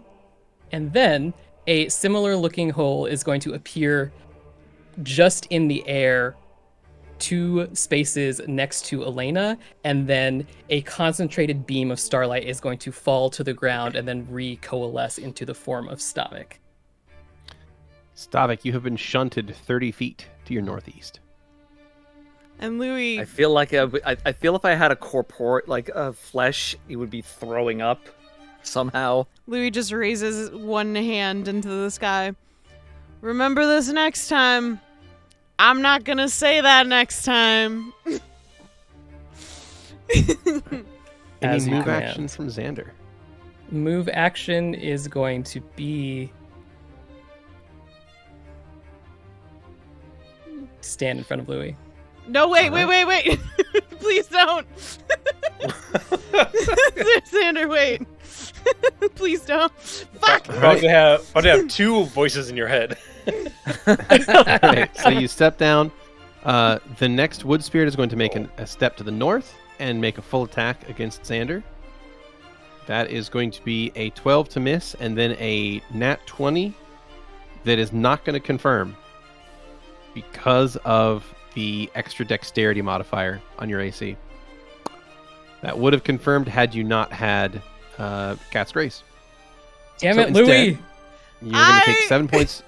You're going to take 7 points of bludgeoning damage, and that will be its turn. All right, the next wood spirit is up. This is the one that is down by Zu'lin and Husa. It is going to move 10 feet to the north and take a swing at Zu'lin, striking for 7 points of bludgeoning damage. And Husa is going to make a 5-foot step down and make a melee attack with a spear that is going to miss. She's trying her best. That's all. That's all I Trying care her about. best. All right. That will take us on to Louie. Yo, I'm working on it. I'm trying to math over here. You're mathing real fast, everybody. You mathing real hard. Real hard, buddy. Okay, I think I found it. Okay. Okay. Would that work for hitting them all? I'm trying to math Got 'em. here. Move up. This? Yeah, if you're casting like a A cone, yes. 15-foot cone, Yeah, it'd be from there. Right there. Okay, cool. Yeah. Louie is going to move over, just after staring at Xander get in his way, and just be like, fine. Fuck you later. I will talk to you. Alright, Jimmy. If you remember. Fudge.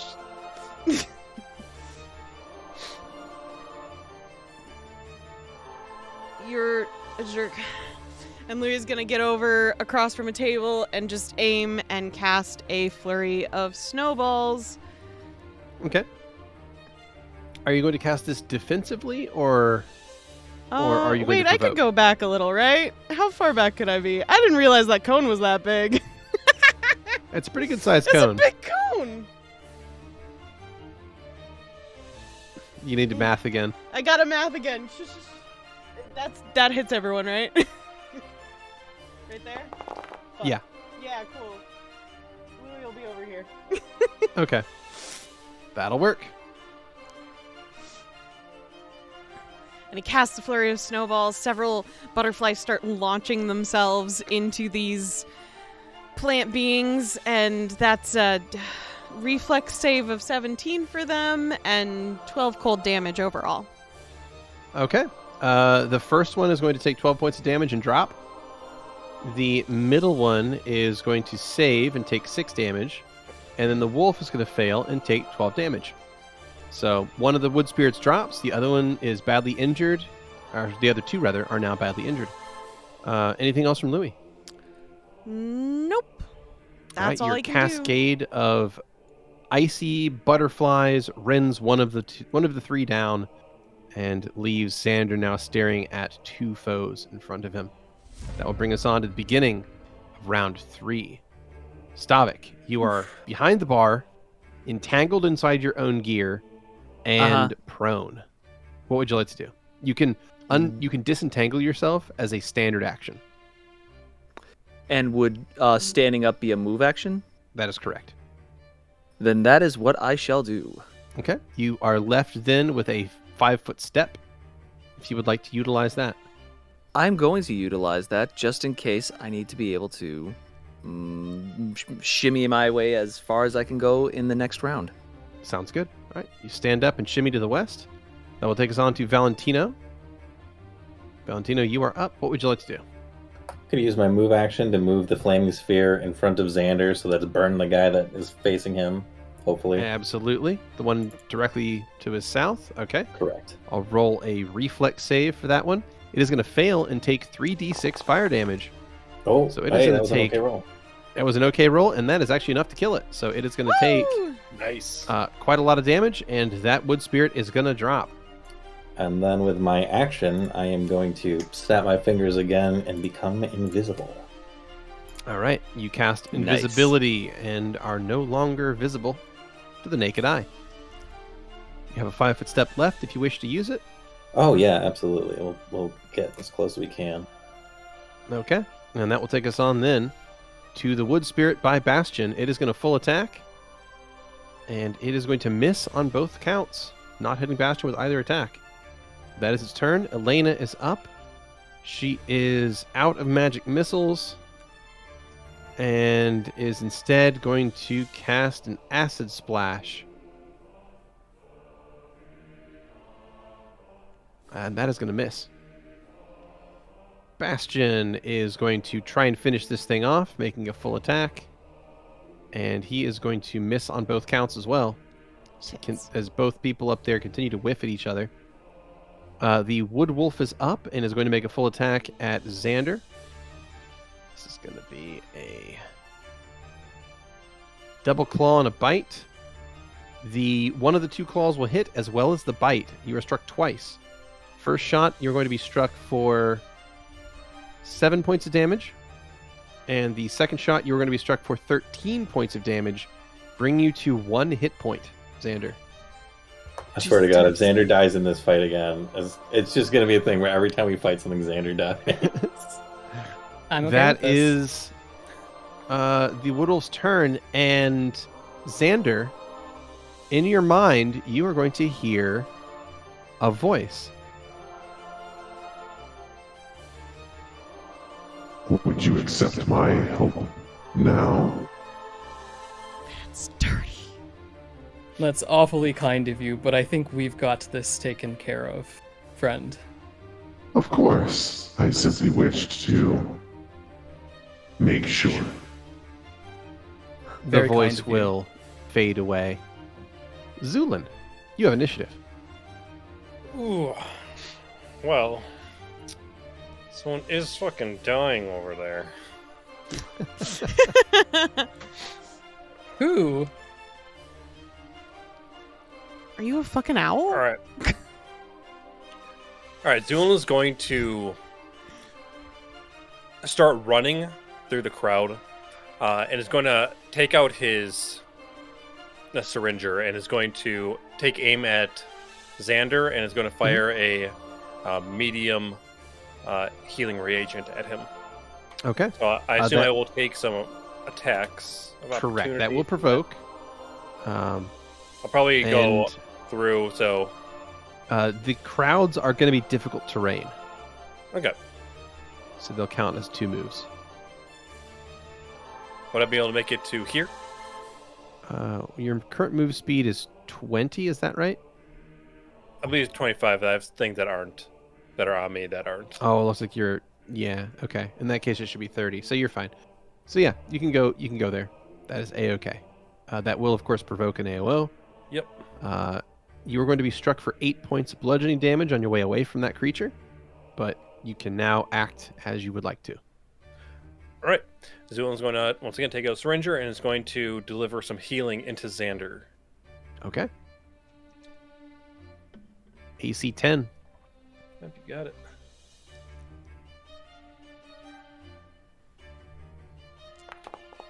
$22. That'll do it. All right. All right, you're Syringe gonna- Bolt strikes Xander, and go ahead and cast that healing spell. You got it. Boom. Come on, 15. There we go. All right, Hey, Xander, thank you were healed you. for 15 HP, bringing you back up to 16 HP. Thank you, Zu'lin. Thanks. And that will bring us back around then to Xander. What would you like to do?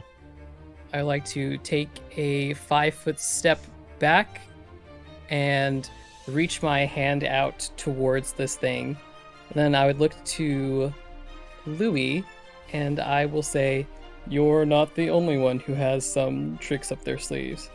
and I would like to draw a circle in the air with my fingers. As Xander does this, there is a golden glowing circle, once again with what appears to be a void on the inside, and shooting out of this is a singular moth-shaped projectile.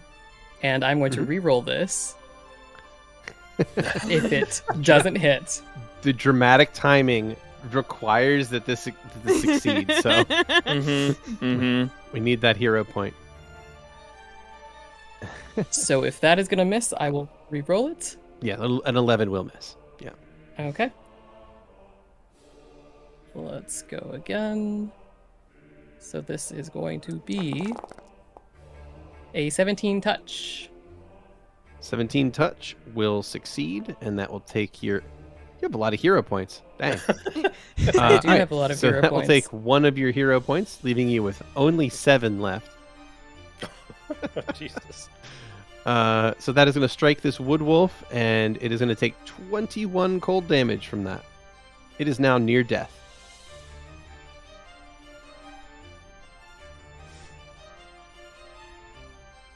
That is pretty much all that Xander can do. As the moth-like projection shoots through this thing, it leaves a hole in the, I guess, stomach or abdomen area of this creature that is beginning to freeze over from the inside.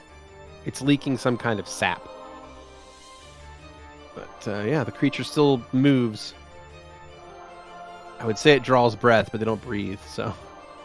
all right, the other wood spirit is going to turn on Husa and make a full attack. That is rough, and Husa is going to take a significant beating from that. Good God, it rolled max damage practically on both shots. All right, that is enough to drop Husa. Yeah, God. I think that's actually enough. Let me see here. No. Yes! She's not dead. She's just in negatives. So We're she free! is prone. It's true, if Problem nobody solved does itself. anything. Yeah. We don't have to babysit anymore. All right, that is the wood spirit's turn, and Louie, you're up. Sure am. Louis, still inebriated, just kind of cocks his head, looking at Xander's magic, looking at the hole, looking back at Xander. Are you sure you can't even just remind me that this happened when I'm not drunk? And then he's gonna throw a snowball at the dog. That's a That 14 dog? touch. Is that Did enough? you count point blank? No, I did not. Then it's a 15, and that will hit. Okay, Good, because the 14 would have missed. gotcha. So you strike for 17 points of cold damage, and that wood wolf is going to be frozen solid. Cool. All right. Then he's just gonna Where go the over to Xander's fuck side. do I go? Oh shit. All right. That is Louie's turn, and that will take us on to the beginning of round 4. Stavik, you are up. Cool. It appears Question. these... Yes. If I double move, bracing my shield, am I able to plow through the that wood spirit? No, you're not. Nope. That Okay. would be a charge Okay. attack, and there's too much crap in Okay. your way. Yep. What if he does too a much crap in the way. strength check and sees if he can splatter the people in front of Yeah, him? I mean, if if you you wanna bull rush splatter the crowd- everybody, Choo choo. Oh, I I forgot guess, the yeah. people are right there. Okay, yep, nope. Ah, they're in the way. Just go full on invincible here. Yeah. Subway Yikes. car it. No, no, you monster. So then, in that case, Stavik will. I'm trying to get that treant to. Damn. Okay, we are going to move towards the treant and get in position so that it's not going to take a 5-foot step and attack me, but I'll be able to attack it with a 5-foot step in the next You got it. round. Okay. I will, at first, get into the lunge stance so that if it does Okay. move into my thing, I'll be able to attack it. Okay. I'm sorry. Are you using the? Are you hiding behind the people? Looks like it. No.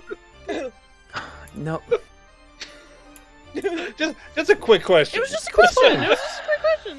It's just a question. It's no big deal. I am not hiding behind the people. But you are definitely behind the people.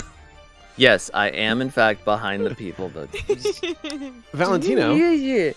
you have initiative. What would you like to do? It does not cost me. It's a free action to dispel the flaming sphere, correct? To end it, Yeah. technically dismissing an active spell is a standard action. All right. Well, fuck it. We'll live with You it. can just leave it there. I mean, it's not going to hurt anything where it's at. It's on a wood floor. Yeah, but it doesn't work that way. Okay. It's already damaged. If you say it doesn't work that way, then I'll take it. Yeah, you're not just going to burn the building down because it's there. Like It it's could be funny. you've got to though. like it, actively burn the floor. I mean, Do if it. you want it to, I guess it can start fires, but I don't I- want it to. I I mean, think it does. okay, there are points in the future when I probably will want it to, but I'll do the extra work to make that possible in those situations. I'll get oil involved or whatever. sounds good. Instead, I'm going to cast Expeditious Retreat, Okay. and I am going to run over here while still invisible, try to get up into this thing's business. Where the heck? Who's Good dead? That would be the- spot. Where that would did be the Husa limits. go? Who's Is dead? that bloodstain Yeah, is her? yeah. Okay. That blood Yeah. stain is who's Her body's on the ground. Is she considered occupying the space? No. Would it be okay? Then I'm going to stand over Step her on so her. that they're Okay. not going to Wound attack her more. anymore. I'm stepping Wow. over her. I've got So feet on either bloodthirsty. side. Yeah, I don't know what y'all's fucking deal Hate is for today. this. I didn't want to bring her up here. I No, love I Husa. didn't, I so don't know I'm what you're here for talking it. about. I'm genuinely going to protect her as best I can. I don't know how good that is because they can't be seen, but I also am out of actions. So Fair point. That's my turn. All right, Wood Spirit's up, and it's going to try and full attack at Bastion, and it is going to strike once for 7 points of damage. Bastion is badly injured. That is its turn. Brings us on to Elena. Elena is going to attempt. Elena is going to attempt an acid splash again, and another miss. All right. Bastion is up. He is going to try and full attack at this Wood Spirit. He is going to hit on only the first shot. He hits for 4 points of damage, bringing this Wood Spirit to as close to near death as you can get. Drops it to 1 hit point. Ends Ugh. his turn. Zu'lin, you're up. All right. So how is Bastion looking currently? He appears to be badly injured, so he's less than 50% HP. It's not looking too great. If the Wood Spirit gets real lucky, it could kill him in one action, but it's unlikely that he would die in one turn. I think he's doing okay. So Zul is going to make his way around the bottom of the crowd. Okay. And is going to throw another igniting bomb Mhm. at the one that's closer. That's potentially going to be attacking the crowd if Wonderful. needed. So Uh, you'll lob I'm one assuming of this those. bomb is also precise. This is precise, yeah. So it's going to be precise. Yeah. Okay. No blinding sense. Yeah. Not going to work. Let's see Not how going to it work goes. on these dang on plants. So 22, it looks like. 22 will hit. You deal damage and a half, so 18 points of fire damage in total. As that wood spirit is roasty toasted. And also, since I believe Valentino is on top of the of Husa, right? Mhm. Which Correct. would be where I Would be the precise correct. So luckily, that hit. Yep. It worked out. Yep. If Valentino had been anywhere else, there was a strong argument that he would have been struck by the splash damage. So Yeah, see, I know what I'm doing. all right. Instinct. Yep, in sync right there. That'll take us on to Xander. Perfect. Xander is going to move up to here. Yes, he'll move up to here. And then he's going to say, "Bro, get out of there." And he's going to snap his fingers again. Okay. And You move 20 or so feet to your northwest, moving past Zu'lin to get next to the crowds and Stavik. And then you tell Bastion to get out of there. And I will snap my right. fingers and try to teleport him to this spot if he allows me to. Yeah, he'll allow that. So you Okay. teleport Bastion to 30 feet to the southeast, and he'll appear by Stavik and Zu'lin. 10 feet to your east, and that will end your turn. Takes to the wood spirit. Well, this wood spirit is going to 5-foot step to the southeast and make a full attack toward Xander. He moved into my the what do you call it? The area of. Yes, he did. He moved into your threatened space. That does not provoke an attack of opportunity. Oh, I thought it. It's moving My within. apologies. Yeah. Yep. My apologies.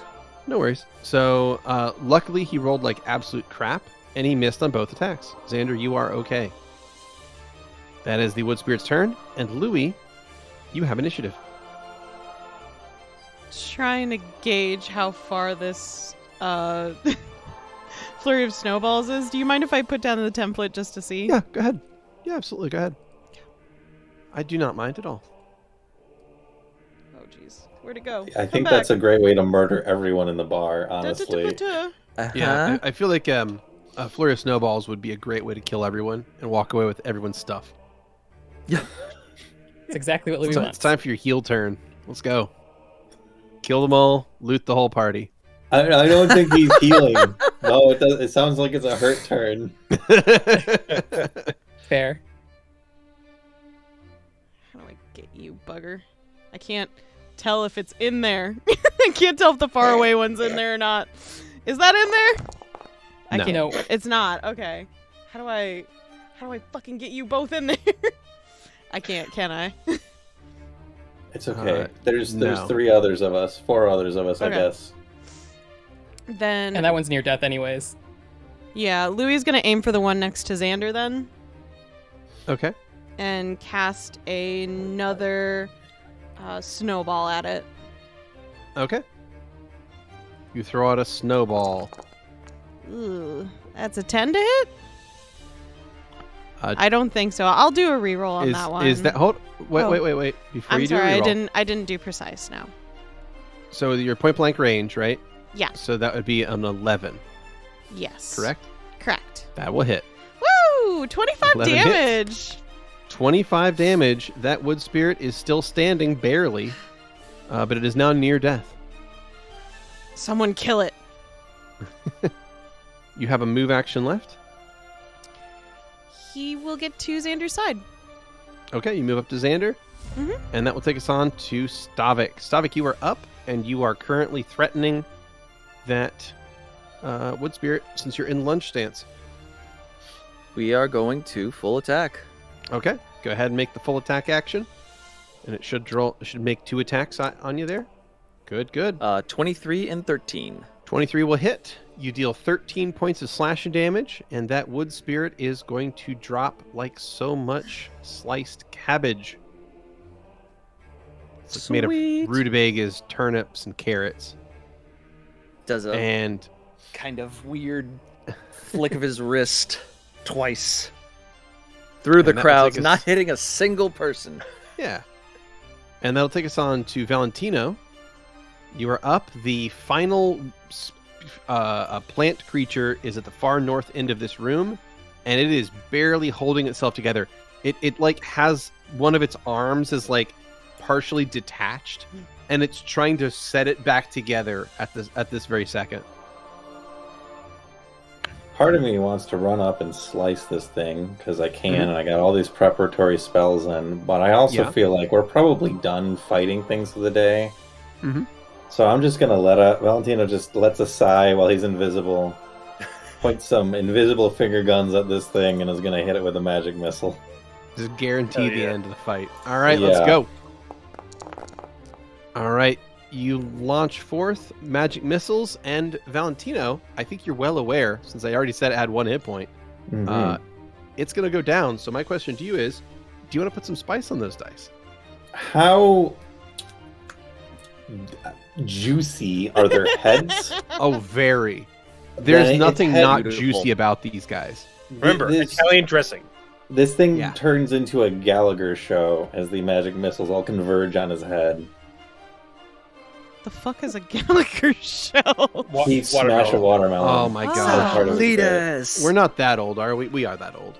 Yeah. Yes. We are Gallagher yes. was a famous comedian who did shows in Las Vegas, and he would smash various things with a sledgehammer, and you would go to the shows and you would get stuff splashed on you. Oh. Cool. Yeah. It's a part of Las Vegas lore, that's all. Hooray! All right, Valentino, you fire your magic missiles, and creature is going to drop. And then as it does so, yeah, Zu'lin will rush to Husa's side as well. All right, as it does so, I'm going to make a check for Husa.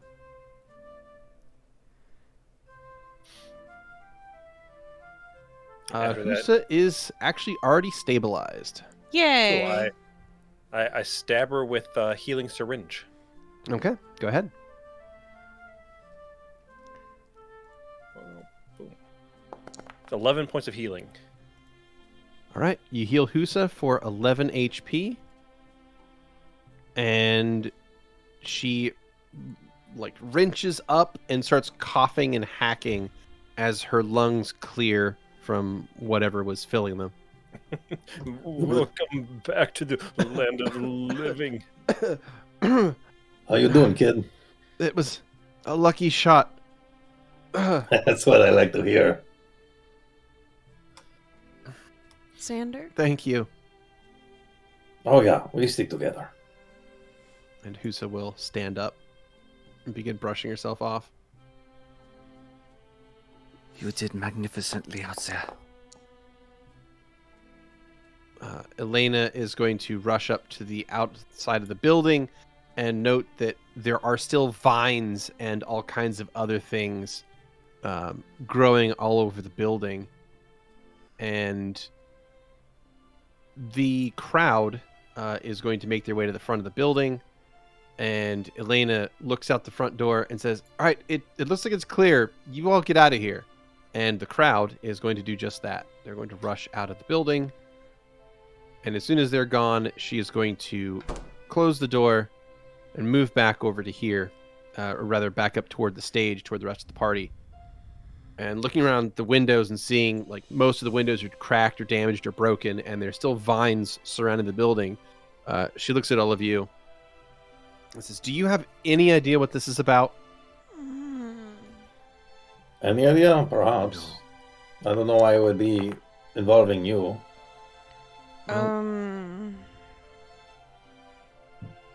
Nope. Well, I mean, it's not really a secret that the orchard was haunted, right?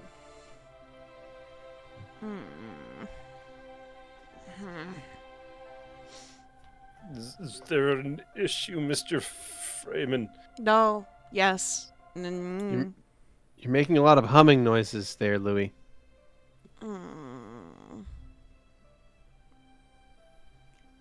Do any of you know what this was about?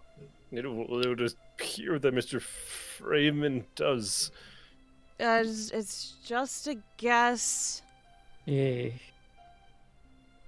but I don't think it's anything. So, I think we should all go to bed and sleep it off. It's likely perhaps some sort of revenge for taking out the monstrous thing that was plaguing this town, Xander is going to say as he lays his hand on Bro and it begins to glow golden and start patching up his wounds a little bit. All right. And as you do that, the vines that are growing around the building begin to take on a strange otherworldly quality. They begin to shimmer and glow with this odd golden light. And as that happens, you all feel something clawing in at the backs of your heads, in the far recesses of your minds. Something seems to pull at your mind, and you can hear a voice. Xander, what did you do? One very quick moment.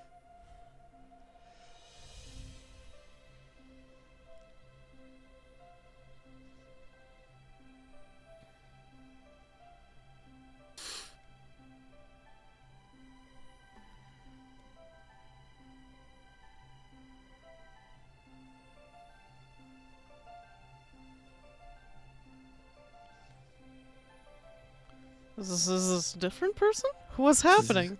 The suspense is killing me. Well, since Beardy's testing out voices, now's a good time for me to tell everyone to like and subscribe and follow and all that sweet stuff, because we love you just as much as you love us. All right, I'm back. All right, you hear this voice bubble up in the back of your head, and this goes into everyone's minds, including, well, everyone here at least, everyone that I'm speaking to can hear this in the back of their mind. Did you really think you could get away with it? That you could simply take what was not yours and pretend that life would just simply move on? Oh no, we are not done here. We are only just beginning. Get it out. You hear that, Elena? And she nods, holding her head.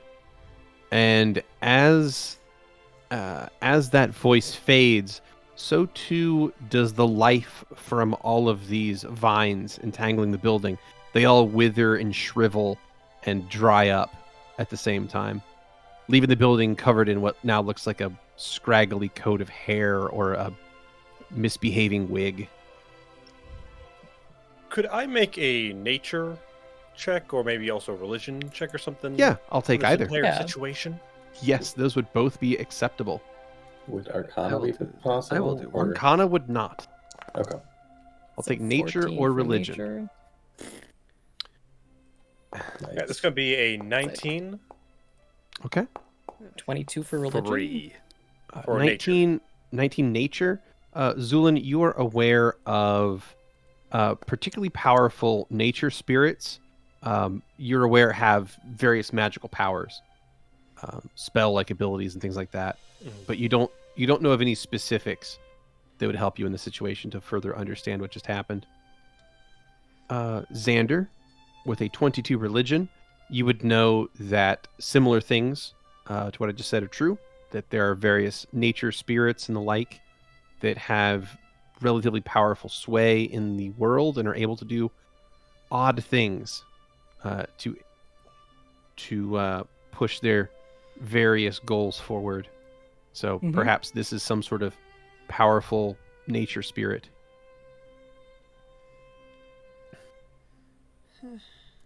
Xander doesn't respond to Louie. That's fine. He doesn't look like he's doing so great right now. But in your mind's eye, you are given a vision. As this thing's voice recedes, you see its silhouette lighted against this yellow-green light as this thing stands before you, looking as angry as possible. The creature itself appears to be similar to a dryad, except that its hair is replaced with long, twisting vines, and its eyes burn like two hot coals. It regards you with pure hate as its image sinks into your brain.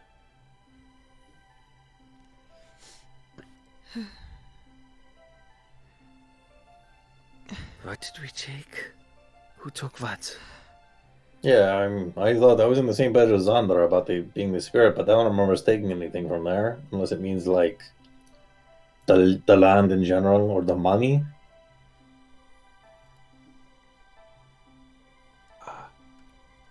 Elena will speak up. I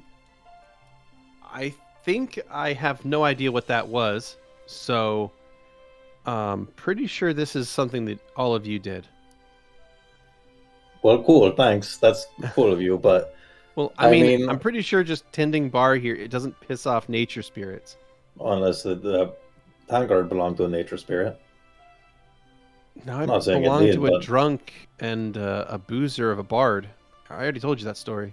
Yeah, well, I don't know. That being said, I do believe shifting blame is quite unconstructive. Yes, I don't think. I think it's a lot of conclusions to come to, but yeah. If that's your way of saying that we need to move on, then we'll get going. Hey, I'm not saying that. I'm just saying that I'm pretty sure I don't know what the hell that was about, and I would guess that all of you do. I have theories, but that was kind of new. The only wood spirit we dealt with, I don't remember us taking anything from. Unless, of course, this talk about taking its life or its existence. If I recall, Xander did perform some kind of ritual of sorts. Yes, I destroyed it. Can't imagine what we would take that aside from the creature's existence. No.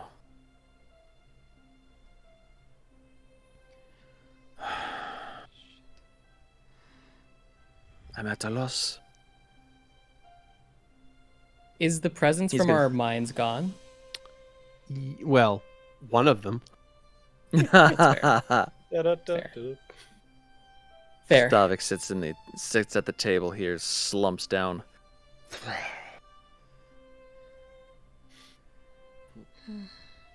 Well, I'll think on it. But in the meantime, I'm gonna go around cast mending on anything that's been broken. Yep, Elaine is doing the same thing. So with 10 minutes per cast, it's going to take an awful long time. But she'll put out a sign on the front of the building saying closed. Sorry for the inconvenience. And then we'll spend the rest of the evening trying to repair this place.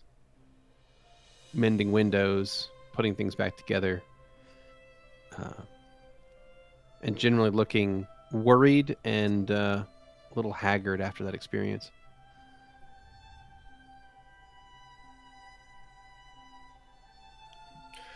Do any of the plant creatures remain? Their remains are still here, yes. And they appear to be made of various kinds of vegetables. I would like to investigate them, see if there's anything. Yeah. Go ahead with I'll take a survival or related skill. I'll take survival then. And then I would also like to take a alchemical to see if anything that I do retrieve, if it's of alchemical use. Sounds good. So that's a Xander. 17 survival. Mhm. Oh, sorry. Go ahead, Shane. Oh no, I was going to say after Zu'lin is done with his stuff, Xander is going to slice off several chunks of these vine-like creatures and keep them as well. Okay. What you find is that these things' bodies are basically entirely made up of common edible vegetables. Cabbages, carrots, turnips, like onions, leeks, rutabagas, beets. Like everything about them appears to be made of edible vegetation. Like a garden had simply gotten up and attacked the group. And they were simply arranged in such a way to appear like a humanoid. But now that they have been slain, their bodies are simply collections of vegetables. So it appears that there doesn't seem to be anything even special about them. Like, as you root through their bodies, there's not even like connective tissue. They're just like a pile of vegetation. And as you like move some of the leaves and things out of the way, they just appear to be bundles of carrots, heads of cabbages, Salad. broccolis, cauliflowers, things like that. They're Who's just ambulatory salads is what these things were. Well, Usa, what do you think? What do you think of the surface? Does that happen often? Infrequently, I would say. Oh, I mean, this is a first. I've never been attacked by a head of lettuce. what's that? He picks up a head of lettuce. This is lettuce. It is usually arranged in a bowl with other edible plants, and usually topped with some sort of liquid that provides flavors. It's quite good normally. She'll smell it and then cautiously take a bite, chew it a few times, say, "That's better than a pine cone." I love her. She's so good. And as she begins to eat all of the various pieces of vegetables from this attack, that is where we will fade to black for this week.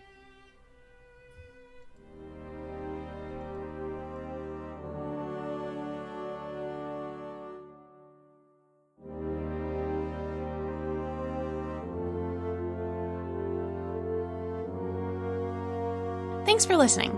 As always, special thanks to William Succi and Andreas Pichler for the intro and outro themes, and Emily Roll for Fantasy for this episode soundtrack. Interested in following us on social media? Follow us on Twitter at CheckPleaseDND. Or want to support the podcast and be part of the Czech Republic? Go to our Patreon under the Czech Republic. Until next time.